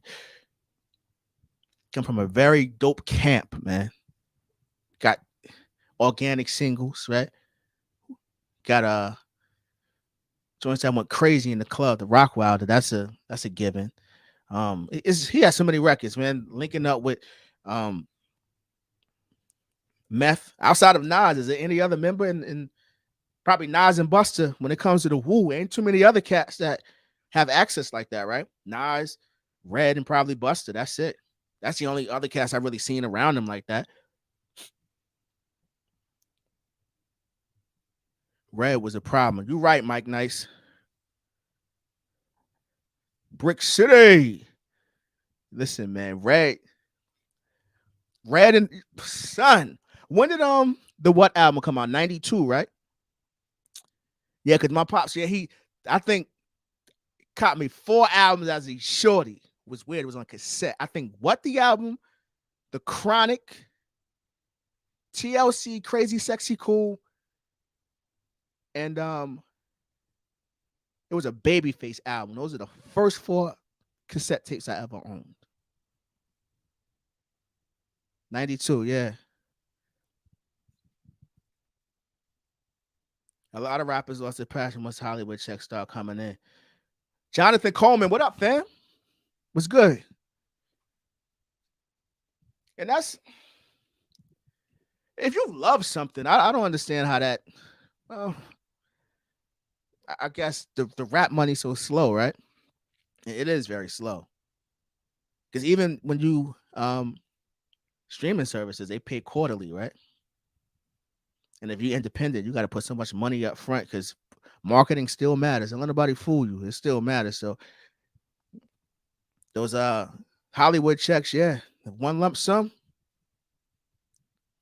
it works out. Some people love rap, man. They love hip hop, so they willing to deal with the other stuff.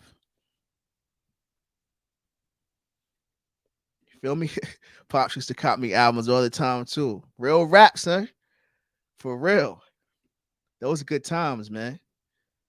And you don't realize now you looking back at these albums like, oh, this was a classic. I mean, hip hop changing music. Listen, Noob, hold on. Let's stay here for a minute because I often state this. The Green Eye Bandit is the father of many different producers, man. I want y'all to do your homework on Eric Sermon. First of all, Hit Squad, they didn't work out. I had to beef. Def Squad.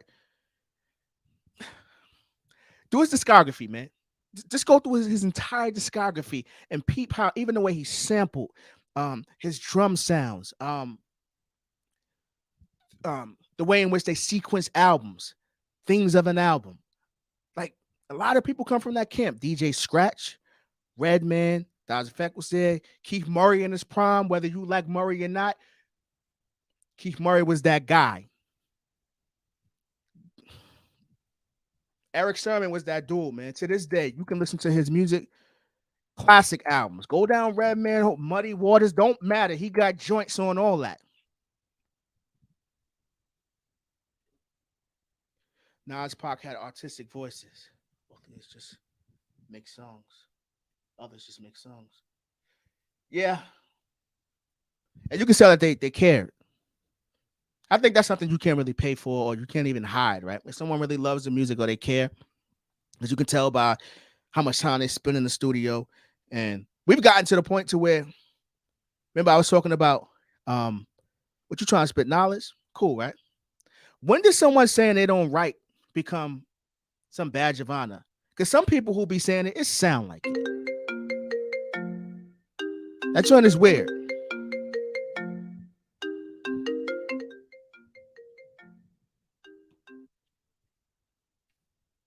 Call from Adriel Green. To accept, press 1. To send a voicemail, press 2. My fault, fam. We got a caller, Adriel Green. What up, baby? What's good, family? Chilling, man. Everybody hear him out there? Give me a thumbs up if you hear Adriel Green. You're on the line. We good. What you want to talk? Hear me? Yeah, we good, man. Speak your piece. What up? One of the. Yeah, I'm out here in these cold streets. Nah, it's brick out there, man. For sure, man. For sure, man. Yo, I just wanted to call in and say, man, yo, salute what you do. You know what I mean? You one of the few real ones out there. You know what I'm saying? Your joint, according to Hip Hop Rap Roundtable, y'all, you know what I'm saying, on the come up. And, like, we need to get some of these gatekeepers out of here, man. I don't even know how they got in these gatekeeper positions anyway. But, you know what I'm saying? Y'all the new breed, and I appreciate what y'all doing. You know what I'm saying? I mean, we A-likes as far as, like, supporting Nas. You know what I'm saying? We think Nas is the GOAT, but it's bigger than that. Like, you know what I'm saying? It's being fair and biased with the opinions. You know what I mean? So, you know, I salute what you're doing, fam. Likewise, man. I thank you for your support, man. It's a day one supporter right here. I remember the first time I went live, it was like 5 people in there. It was you. I know Miss Mo was there. Shyster 30, Supreme Sun. I'll be remembering names, man. Like, I appreciate everybody out there, man. Real rap, man. Thank you for always tuning in, supporting the channel, man. We're going to take this hip-hop thing to the next level and get these other cats out of here, like you said. Enjoy your holidays, fam. For sure, man. Yeah, you too, fam. Appreciate you. The lines are open. Lines are open. Let's talk, man. Oh, I'm here. What's up? What y'all want to talk about? We could talk about the Nas Magic, whatever you want to speak about. Let's just keep it PG, right? We're not gonna go too far off the cliff, disrespecting dudes' wives and all that other joint and who slept with who. I ain't into all of that. I just want to talk music, hip hop, how someone affected the culture, how nice they are, discography, and what you like. Real rap, they know, man. He a vet in the comments, and he be knowing too. So Like it's not like he just being there commenting and running his mouth or just typing to be typing. Knowledgeable. A bunch of y'all like that, man. I can go off and name a bunch of names. JB was. Oh, the lines is on fire now. Call from T-Ray.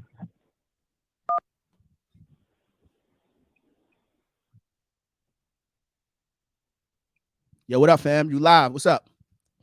Yo, what it do? Eeze, what up, yo? Chillin', man. What's on your mind? Man, I just want to stick with the topic, man. Basically, Nas was the illest to ever do it. He was never whack.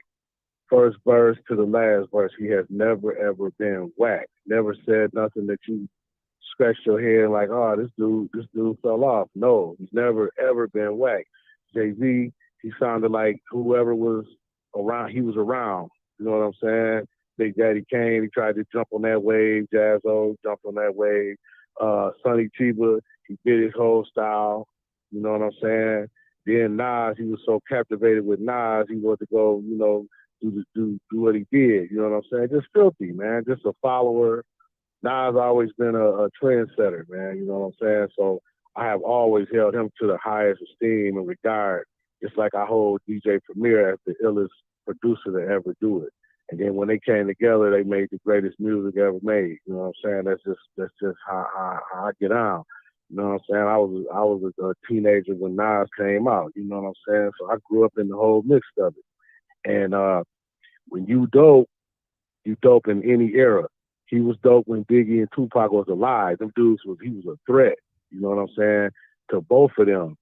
They said when Pac, the night he got shot, he was bumping, it was written. He was studying Nas because, you know, Nas was the coldest lyricist he ever heard. He knew that.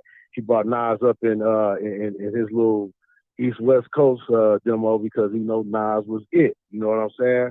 It was personal with him because you had to go at the cats who at the top. You know what I'm saying?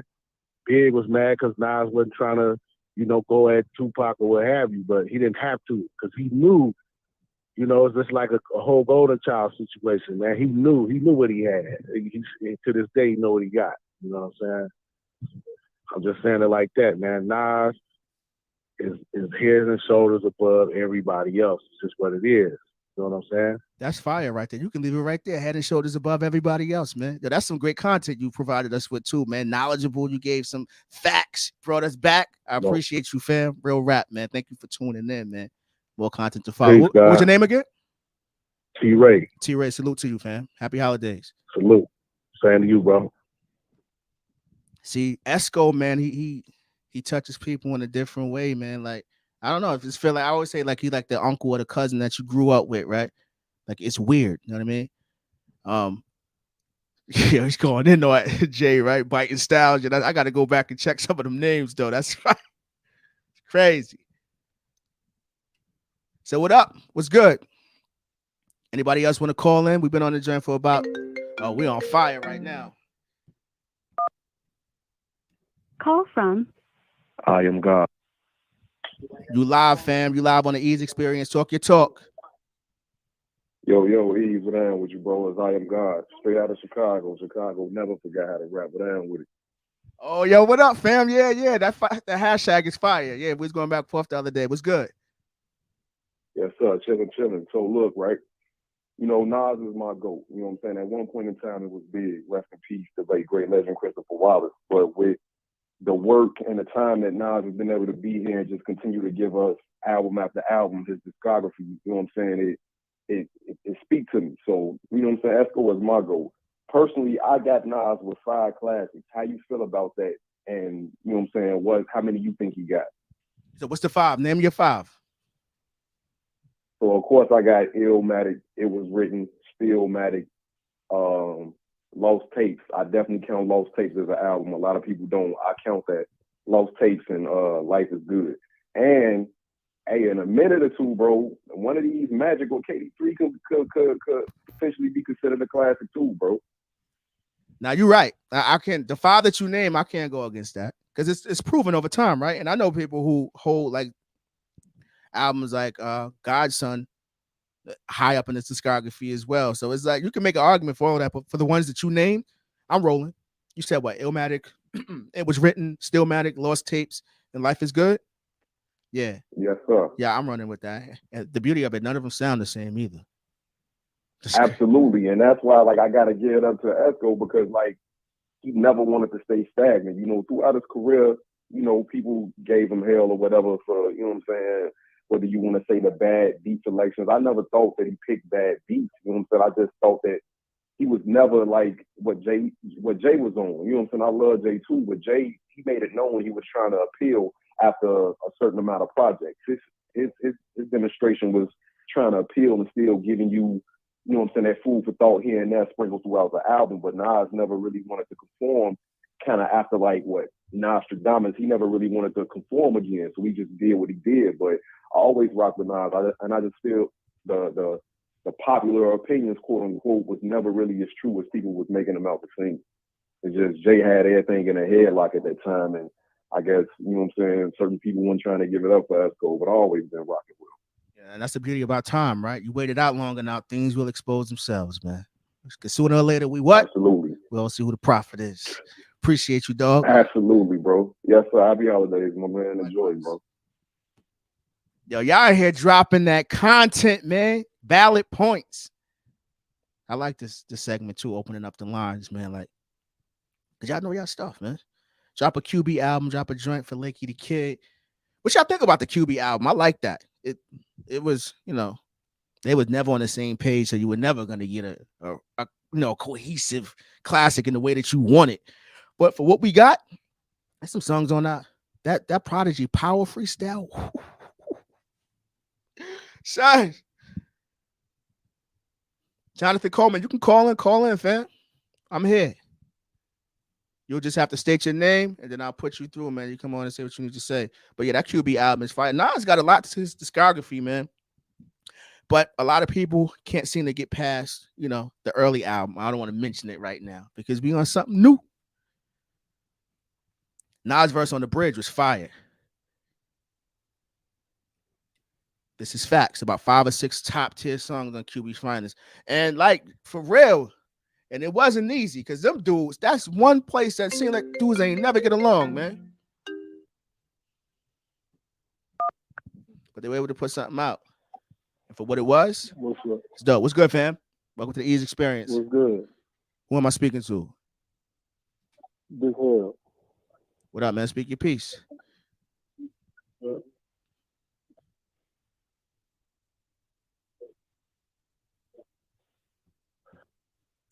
I guess, family, connection was a little off.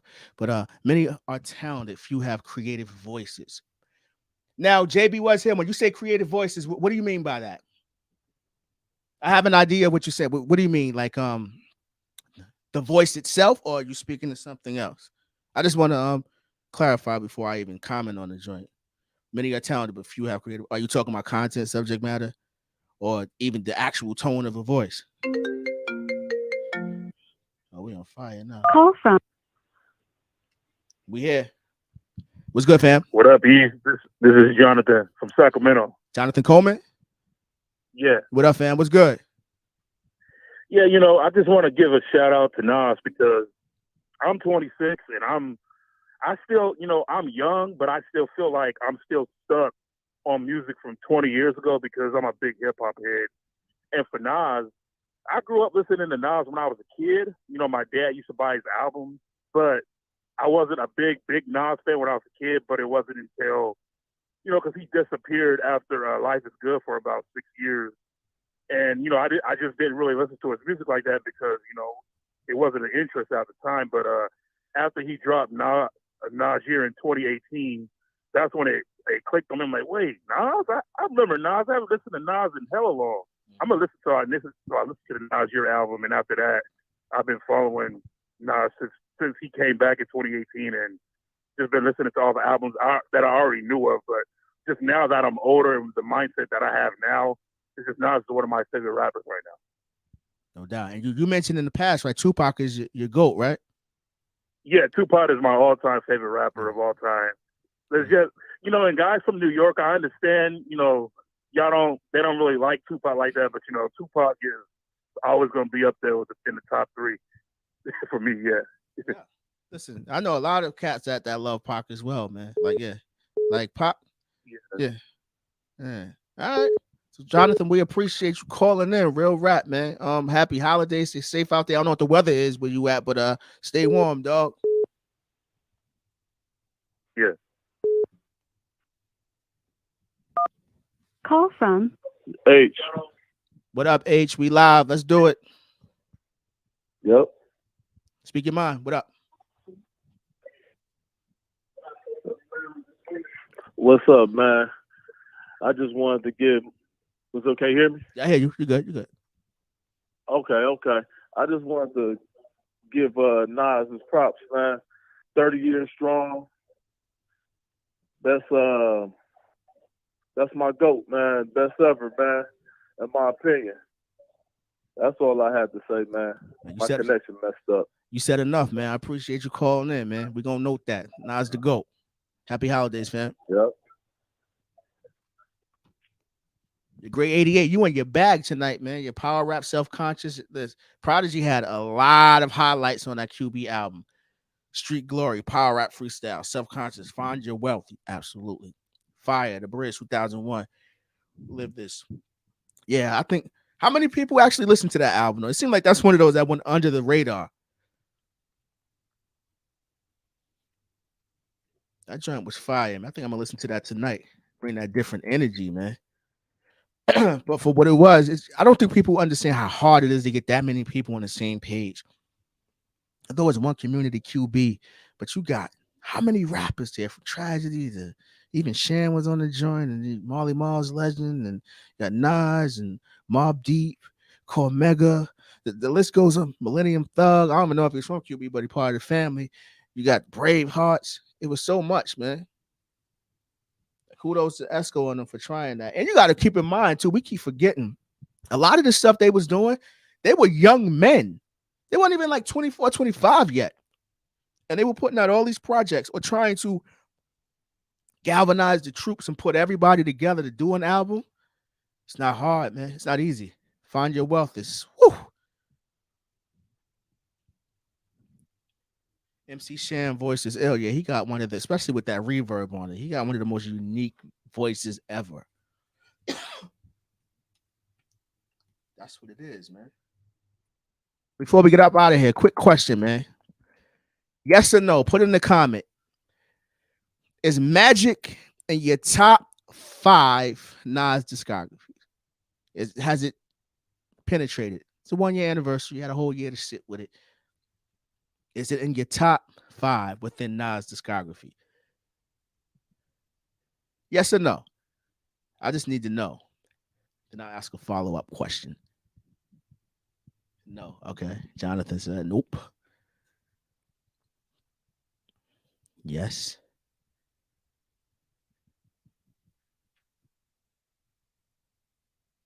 No. Okay. Wow. I wish I could do a poll on there. I'll probably do one later. Magic is at 6 for me. All right. So that's within the realm of possibility, right? Oh, we got another call. Oh, y'all not playing tonight, Call from. Man. Yo, what's good, fam? What's good, man? I was just hit you back real quick on that question you just asked. Like, as Nas fans, man, like he got so many dope albums, and like you talking about top 5s and top 10s. I think to be objective, man, we need to rank his joints in tiers, man, because it's like how I do it. You know what I'm saying? The top tier is obviously Illmatic. It was written. You know what I'm saying? You can go either or. That next tier, you know what I'm saying? You could put Stillmatic and KD3 in my opinion. The tier after that, I'd probably say Lost Tapes tied with Magic. Then the tier after that, you could go KD2 and maybe a Godson. And then the tier after that, maybe KD and probably did I say Life is Good? Yeah, KD1 and Life is Good. And then a tier after that, you know what I'm saying? I'd say I Am, which I love I Am, but that's just how dope his discography is. Like I Am is one of my favorites, but it's probably on that next tier with like Distant Relatives or something like that. It's like I Am is like homie's 10th best album. You know what I mean? His discography is so crazy. Yeah, that's valid. That's a unique thing to rate it by. inspire tears. That's dope. How many classics you think he have? Oh man, if I said how many, man, people would call me biased, but I say at least 7. I'd say at least 7, bro. Yeah. All right. Appreciate you calling, man. Real rap. What was your name again? For sure. This is Adriel. It's Adriel. My fella. Happy holidays, man. Once again, thank you for your support, dog. Oh yeah, you too, fam. One. All right. So a lot of people were saying no when it comes to Magic.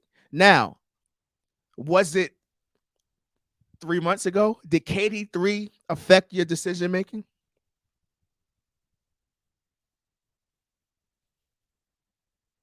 Because that's what I'm getting. I think KD3 has really hampered the perception of Magic.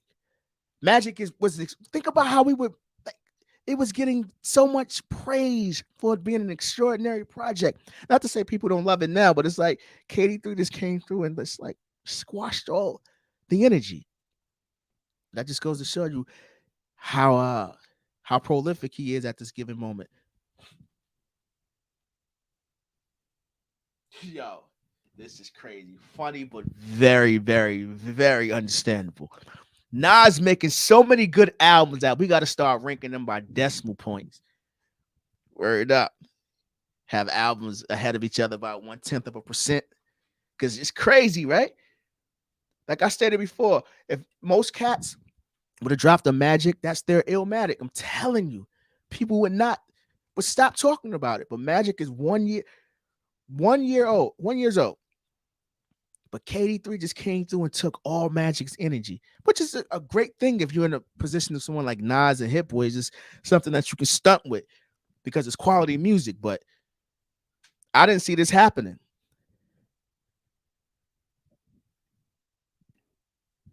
Discuss It Was Written. What, being greater than Illmatic? How? I'll tell you this. I listened to It Was Written more. I'm not gonna say it's greater, but I listened to it more. I think it has a little bit more balance. Like I like records like Street Dreams because the artist that Nas is, he's gonna give you the yin and yang. Even though Street Dreams remix isn't on It Was Written, Street Dreams, everything you chasing. And then I'm gonna tell you on the remix all the pitfalls. Like he was in a different type bag, man. It Was Written is ahead of his time, even with the sound. If you go back and listen to it, mixing was great. Outside of Dre, nope, and maybe Bad Boy. But you got to keep in mind, It Was Written came out in 96. Bad Boy didn't make that next step as far as great mixes or like just the clarity until Life After Death. So in a sense, Nas at that time, outside of Dr. Dre breaking the mold and giving us clean mixes, he took it somewhere else on the East Coast. Real rap. Because even if you listen to A Tribe Called Quest, their joint was clean, but it was dirty too. You know what I'm saying? It Was Written is ridiculous.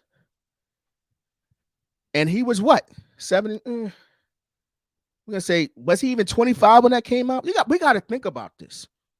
Like for real. And we coming off 95, 96 Nas. Well, 95 Nas. We got the Verbal Intercourse. We got him being co-MVP on AZ's Do or Die. Everything he was on there was fire. Like, we got to really start. Even Nori said, yo, they was talking about even, RE album. Nas and Jungle and them was helping him get through that too. So think about how many projects he has his hands on that his name isn't on. Because musically, we keep forgetting that part. We keep saying rapper. No, he's a musician. And look at his albums. None of them sound the same. He don't ever repeat the same thing. Even King's Disease 1, 2, and 3. Even though it's the same producer, it's different themes. With sounds, drops, drum sounds, content. I listen to It Was Written more than Illmatic. I do. He was 22, grade 88 when my God. Think about what you was doing at 22. 22? Fam. And it's not just, you know what? Let me stop saying what you're doing. To do that at 22 and execute it. That's the thing. Have a goal and it comes to reality. Fire. Great 88. He wrote, I gave you power, the message, and take it in blood. Let's not forget Silent Murder at 22 years old. And I'm going to say this too. Y'all know y'all probably laugh me up out of here, but I got to say it. I like Black Girl Lost, man. That song is fire to me. Because most people went and got Casey. He went and got JoJo. He always trying something different. I like the drums on the joint. I like the hook. I like the content. I like Black Girl Lost. I do.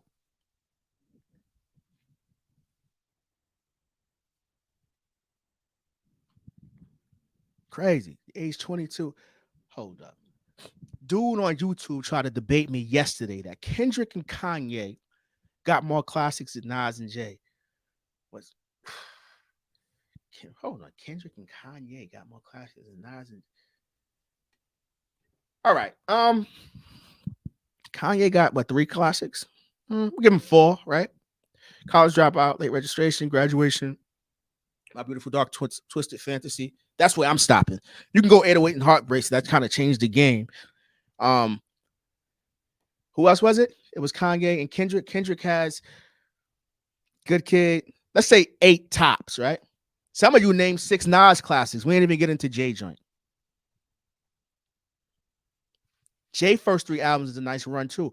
I'm not a big fan of Volume 2, but it is what it is. But if we go Reasonable Doubt, you can go Volume 1. You can go American Gangster. You can go Blueprint. You can go Black Album. We already at 8 and 9. It's not even close.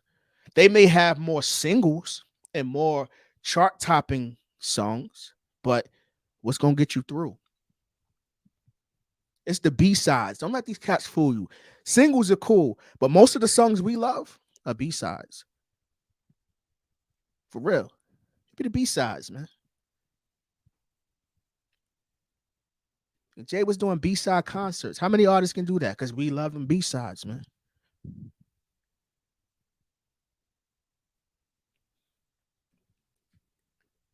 Star Wars is another underrated gem in this catalog. Star Wars is fire. You know what? Hold up. Because it's important that we state this too. Nas and Extra P's chemistry is ridiculous too. They don't have songs that sounded like either. I want you to go down the entire list of the songs they have from the Star Wars to You're the Man, Rewind, bunch of records. None of this, it ain't hard to tell. I don't care which version you choose. I think he did Halftime, right? None of that stuff sounds the same. None of it. None of it. Stay chiseled. Talk your talk, son. Stay chiseled. I like the Nas version though, when Nas had the 3 verses. I matter of fact, no, and they got what's the name of the joint? I did a lyrical breakdown of it.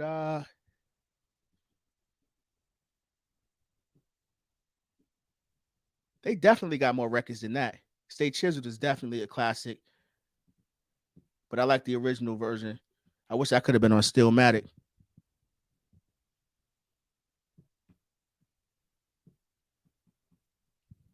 One Plus One. That's the record. 1+1. You're the Man. Taking the Blood is my favorite Nas song, hands down. Best lyrical display ever, in my opinion, while floating on the track. We ain't never lie. I never brag. I real I keep it. It's just, yo. Flow is ridiculous on that. And yo, this is a question I wanted to ask y'all. And I'm willing to have somebody call in and explain this too, because I may be in the minority. But with as far as lyrics go and damage, I tend to think that You're the Man was more damaging than Ether. If you just really listen to what he's saying in that song, people get caught up on Ether, which is cool, but You're the Man. If you just listen and read the lyrics, you can read them as if it's an article. That seems to kind of, I think that hurt more than Ether. That's just my opinion. But am I wrong? Do you agree?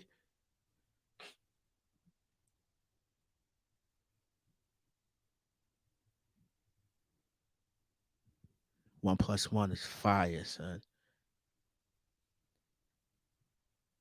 And Large Professor was dumbing on that too.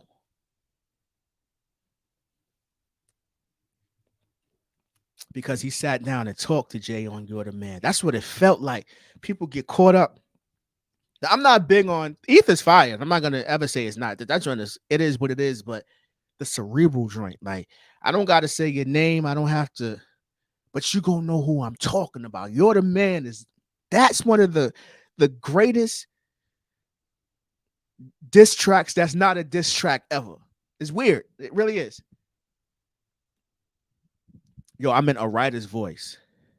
Oh, when you were talking about okay, so give me an example of, give me 3 artists that have that. JB was here outside of Nas. Would you say Lupe has that? Would you give that to Black Thought? What about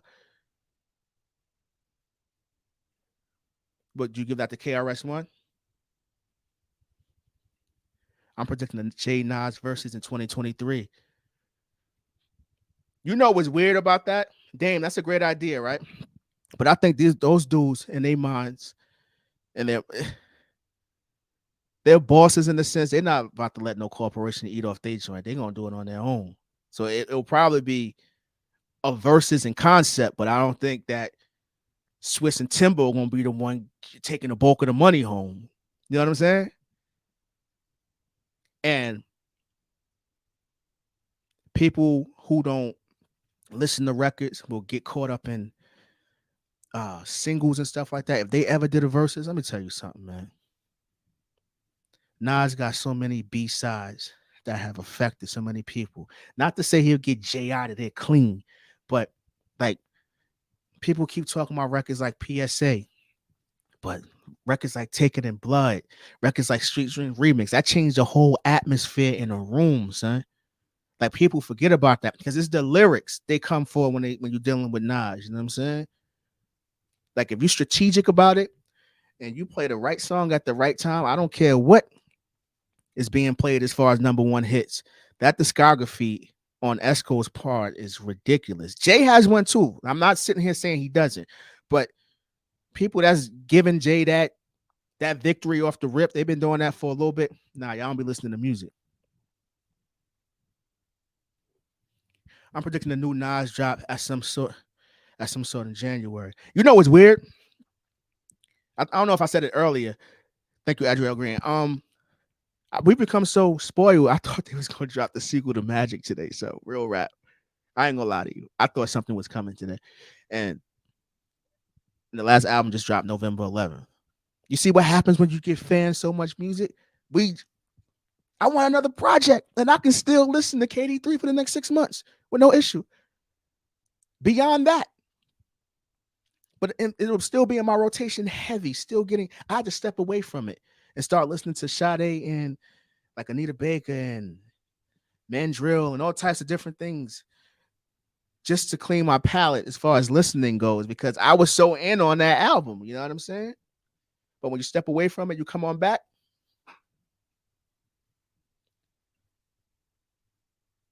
Oh, we go crazy in here. Hold on.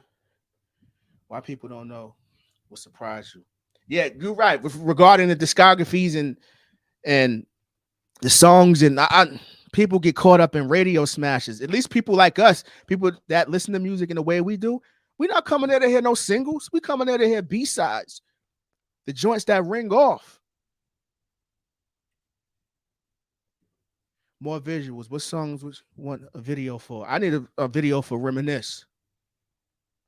They need to do that ASAP. Reminisce.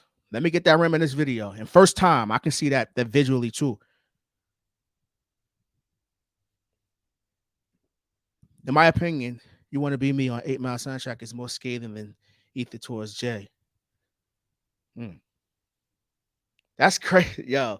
It's amazing how a lot of those songs get buried, right? Like we don't even talk about them the way in which we should. Well, that project was so monstrous. Like I remember when that soundtrack came out, it was crazy. That movie was everywhere, right? Everybody was in the movies going to see that. But come at, I can. You're the man. I give you an ether or Last Real Ninjas Alive. That's a beautiful written story. My God. And it's not even disrespectful. It's like, yo, come on, sit down here, ladies and gentlemen. I'm going to tell you a story. No, I'm not going to be disrespectful. No outlandish behavior. Not going to get silly. Keep it a being with you. This is what really happened. So convincing. Good stuff, man.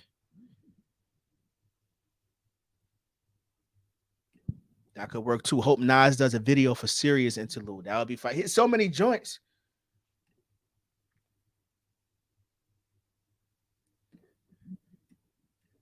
This is fact. That Black Girl Lost joint is a classic. That's my joint. People don't like it. I love it, man. It was different. Reminisce. Reminisce definitely we need a joint for that. I wonder why they taking so long with the videos. Do videos not translate to I don't know. Is it not as beneficial anymore? Because you don't, I don't know. Videos used to come out quite frequently. How many videos did Nas put out for the last 4 projects? Towards the tail end of Magic, we were getting some videos, but they've been chilling. Michael Quincy came out. Oh, I need a video, but maybe for the springtime, like Get Light. That would have been dope in the springtime. I'm surprised somebody did a Get Light challenge on TikTok. Like that joint would have went crazy.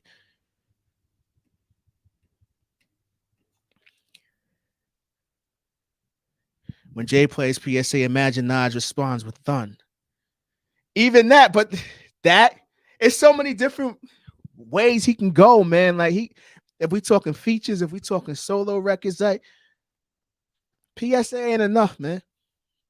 Because you can't flow your way through a verses with Esco. You're gonna have to bring, and it's going to highlight the difference in lyrics too. If they both on stage and you have to really lock in and listen, people will definitely begin to see, like, hold up. This is a different type. This is a different caliber. Maybe we've been grouping these two together. It's been wrong. Grammys, 8, 9th Wonder. I ain't giving 9th Wonder joint. It was cool. Stepson, but some of those beats, he didn't do a better job. Mastermind, Made You Look, Book of Rhymes, nah. Get Down, nah. Maybe I Carried a Cross. He went crazy on that. I like the 9th Wonder Ether remix, but that's still Matic, although it was on the Godson joint. I don't know. 9th Wonder. How can I say this? 9th Wonder is I don't know if this is by design, but he didn't really take his production to the next level. He didn't. Because when they first came out, when Little Brother came out, I was, son, you couldn't tell me nothing. The Listening, Chitlin Circuit 1.5. It's not a project they had dropped that I wasn't on as far as listening. I was the biggest Little Brother fan ever. God's Stepson is mid. 9th is overrated. Yo, grade 88. You know what is crazy? Because when you start, they try to rewrite history. And when you start comparing him to cats like who been here, like a Q-Tip, it's like, bro, it ain't even, he in the wrong conversation. It's different over here. Yo, Stepson, outdated disgrace. Drillmatic trash. This song on M Trash. Who produced that? Max Premium. Great to have you here, sir. That's about it, man. Before we wrap it up, anyone else want to call in? We've been up for about 2 hours and some change. I know most of y'all got to go wrap y'all gifts. No, you ain't going outside, though.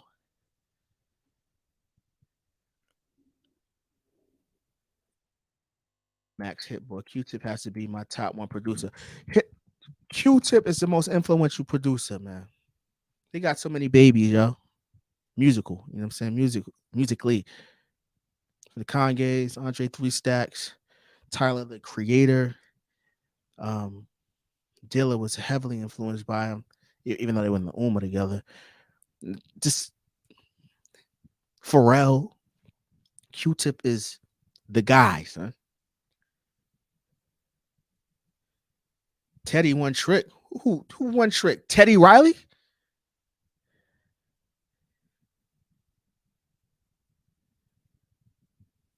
Teddy Riley's that guy. New Jack Swing was different, son. I mean, everybody was doing that. Everyone. I just don't think he should have gotten the ring with Babyface on that versus, though.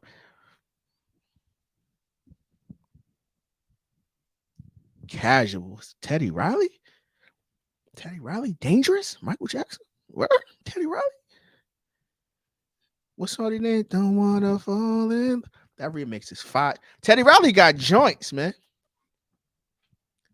Yearning for Your Love, Gap Band, a remix. Well, the remake. I thought they should have did more ballads, though. I don't think Guy did enough ballads, especially for someone being a musician like Teddy Riley. Ladies and gentlemen, we may have a little discussion going on in here. Gray 88, after New Jack died, what do he have?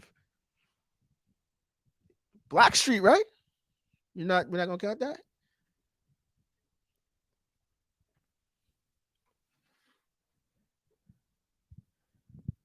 Teddy Riley.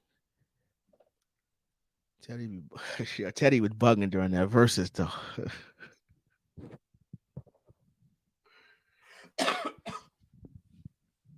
Teddy is Quincy like. After New Jackson, Teddy had Blackstreet.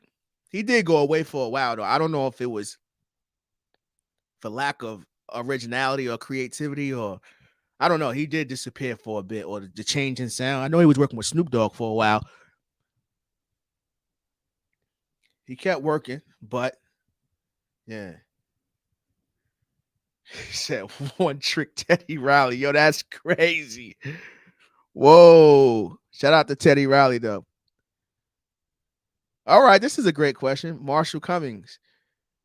The original Thief's theme, yeah, not hip hop is that, but Thief's theme beats PSA. And depending upon what room you in, I'm telling you, man, like the cats who coming to see that versus, we coming to hear stuff like that. We're not coming to hear you owe me and all that. Nah, we coming to hear those. I don't think Jay got enough of them joints, man. Because you go into our Beyonce catalog, and nah, that ain't gonna be enough. You gotta stick to where I'm from and Dynasty intro, things like that. You know what I mean?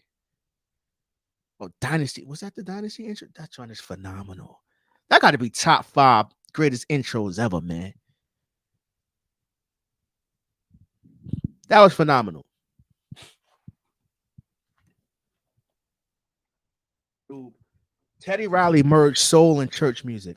He definitely did his thing. He definitely did it. He did his thing. But where does he rank in producers? Not even hip hop, because he's beyond hip hop. He's done pop, R&B. Is he still active? I know Babyface just dropped something recently.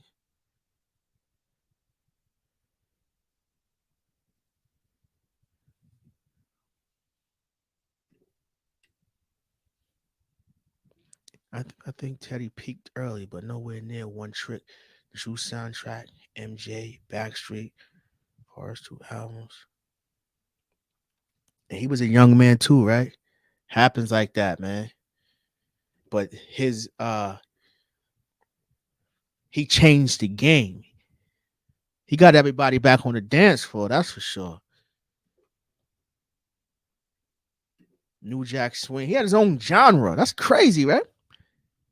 And the person around that time, the whole Uptown Records was on that. He had to deal with Devontae, Babyface, Dallas Austin, Jam, Jimmy Jam, and Terry Lewis.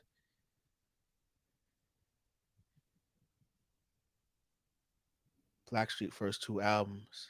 Oh, I got you. Okay. MJ Blackstreet first 2 albums. All right. He had that work. Y'all rolling with this? I probably wouldn't put these 2 songs together. More like Where I'm From, I'll probably put Where I'm From, I Gave You Power. That's a great. Whoa.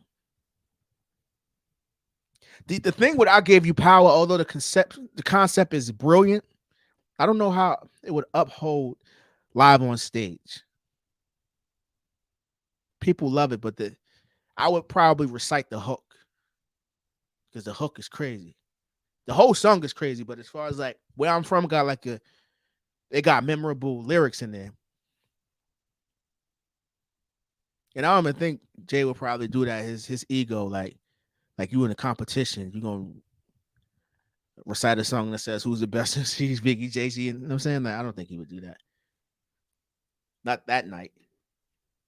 Can't blame Teddy because R&B didn't last long altogether. It all merged into hip hop.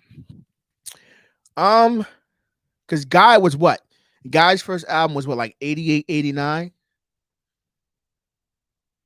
And then Uptown, when Mary came, what's the 411 is what, 91, 92? Because My Life is 94, right? No. What's the 411 has Reminisce on it, right? Mm-hmm. I forget. But yeah. So Backstreet was what, 90, the mid 90s towards approaching the end of the 90s, right? Like maybe 95, 96 before I let you go.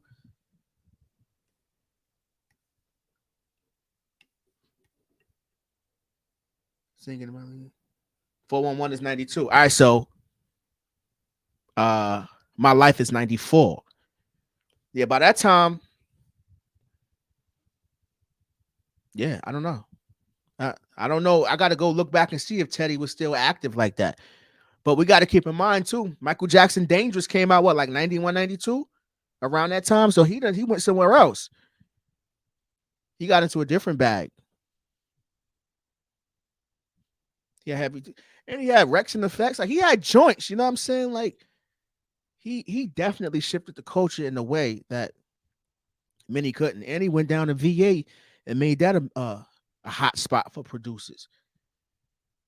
Pharrell come from the camp, you know what I mean? So shout out to Teddy. His contribution, from what I've read, some people say like his ego wasn't always the greatest, you know what I'm saying? So that probably kind of held him back. But Teddy is who he is, man. Got his arm into pop music. And he wasn't doing a bunch of ballads like that anyway. I'm not saying he couldn't. A lot of the stuff he's known for is up tempo. Call from. Hey, Yo, what's good, fam? what's up, fam? I want to touch on how you said that 9 to 12 songs is the sweet spot. That's what makes Magic special, bro. It's no fluff, straight fire. And putting it against KD3, I love KD3. But Magic, it's got to be like a 1A, 1B. I couldn't choose between the both of them. Nah, I can dig that. But the 9 to 12, so the 17 songs, that's an anomaly, right? The fact that they were able to do that, only they can probably do that. But if you could prefer something, you want 9 to 12 songs. Absolutely. Gotcha. That's fire. That's why when people try to compare it to Magic was a different concept, and they knew that. That's why they didn't make it part of the trilogy. They knew that off joint, and it didn't get the pub. It was just here y'all go. This for us. That's real. That's real. Beats and rhymes. For sure. I know you know it. Yes, sir, man. I appreciate you, man. Happy holidays. Likewise. Appreciate it. With the channel. Thank you. Yeah. Ladies and gentlemen, man, I appreciate all your time locking in with me. I know I took 2 weeks off. We're not gonna do that again. Thank you for your support, man. Happy holidays. Shout out to Cormega for bigging up the channel. He gave us some exposure in a sense, man. Us, because this is our channel, man. Any suggestions and stuff like that, I try to keep in mind. You know what I'm saying? Because what's the point of creating content and you're creating things that people don't want to see. So I try to keep all of you in mind when I'm putting things together, man. So I appreciate all y'all support out there, tuning in with the kid, sharing the videos, liking the videos, telling other people about the channel. None of it is taken for granted, man. And we're gonna take this hip-hop thing to the next level, man. We up out of here. Y'all be well and go get yours. Yeah.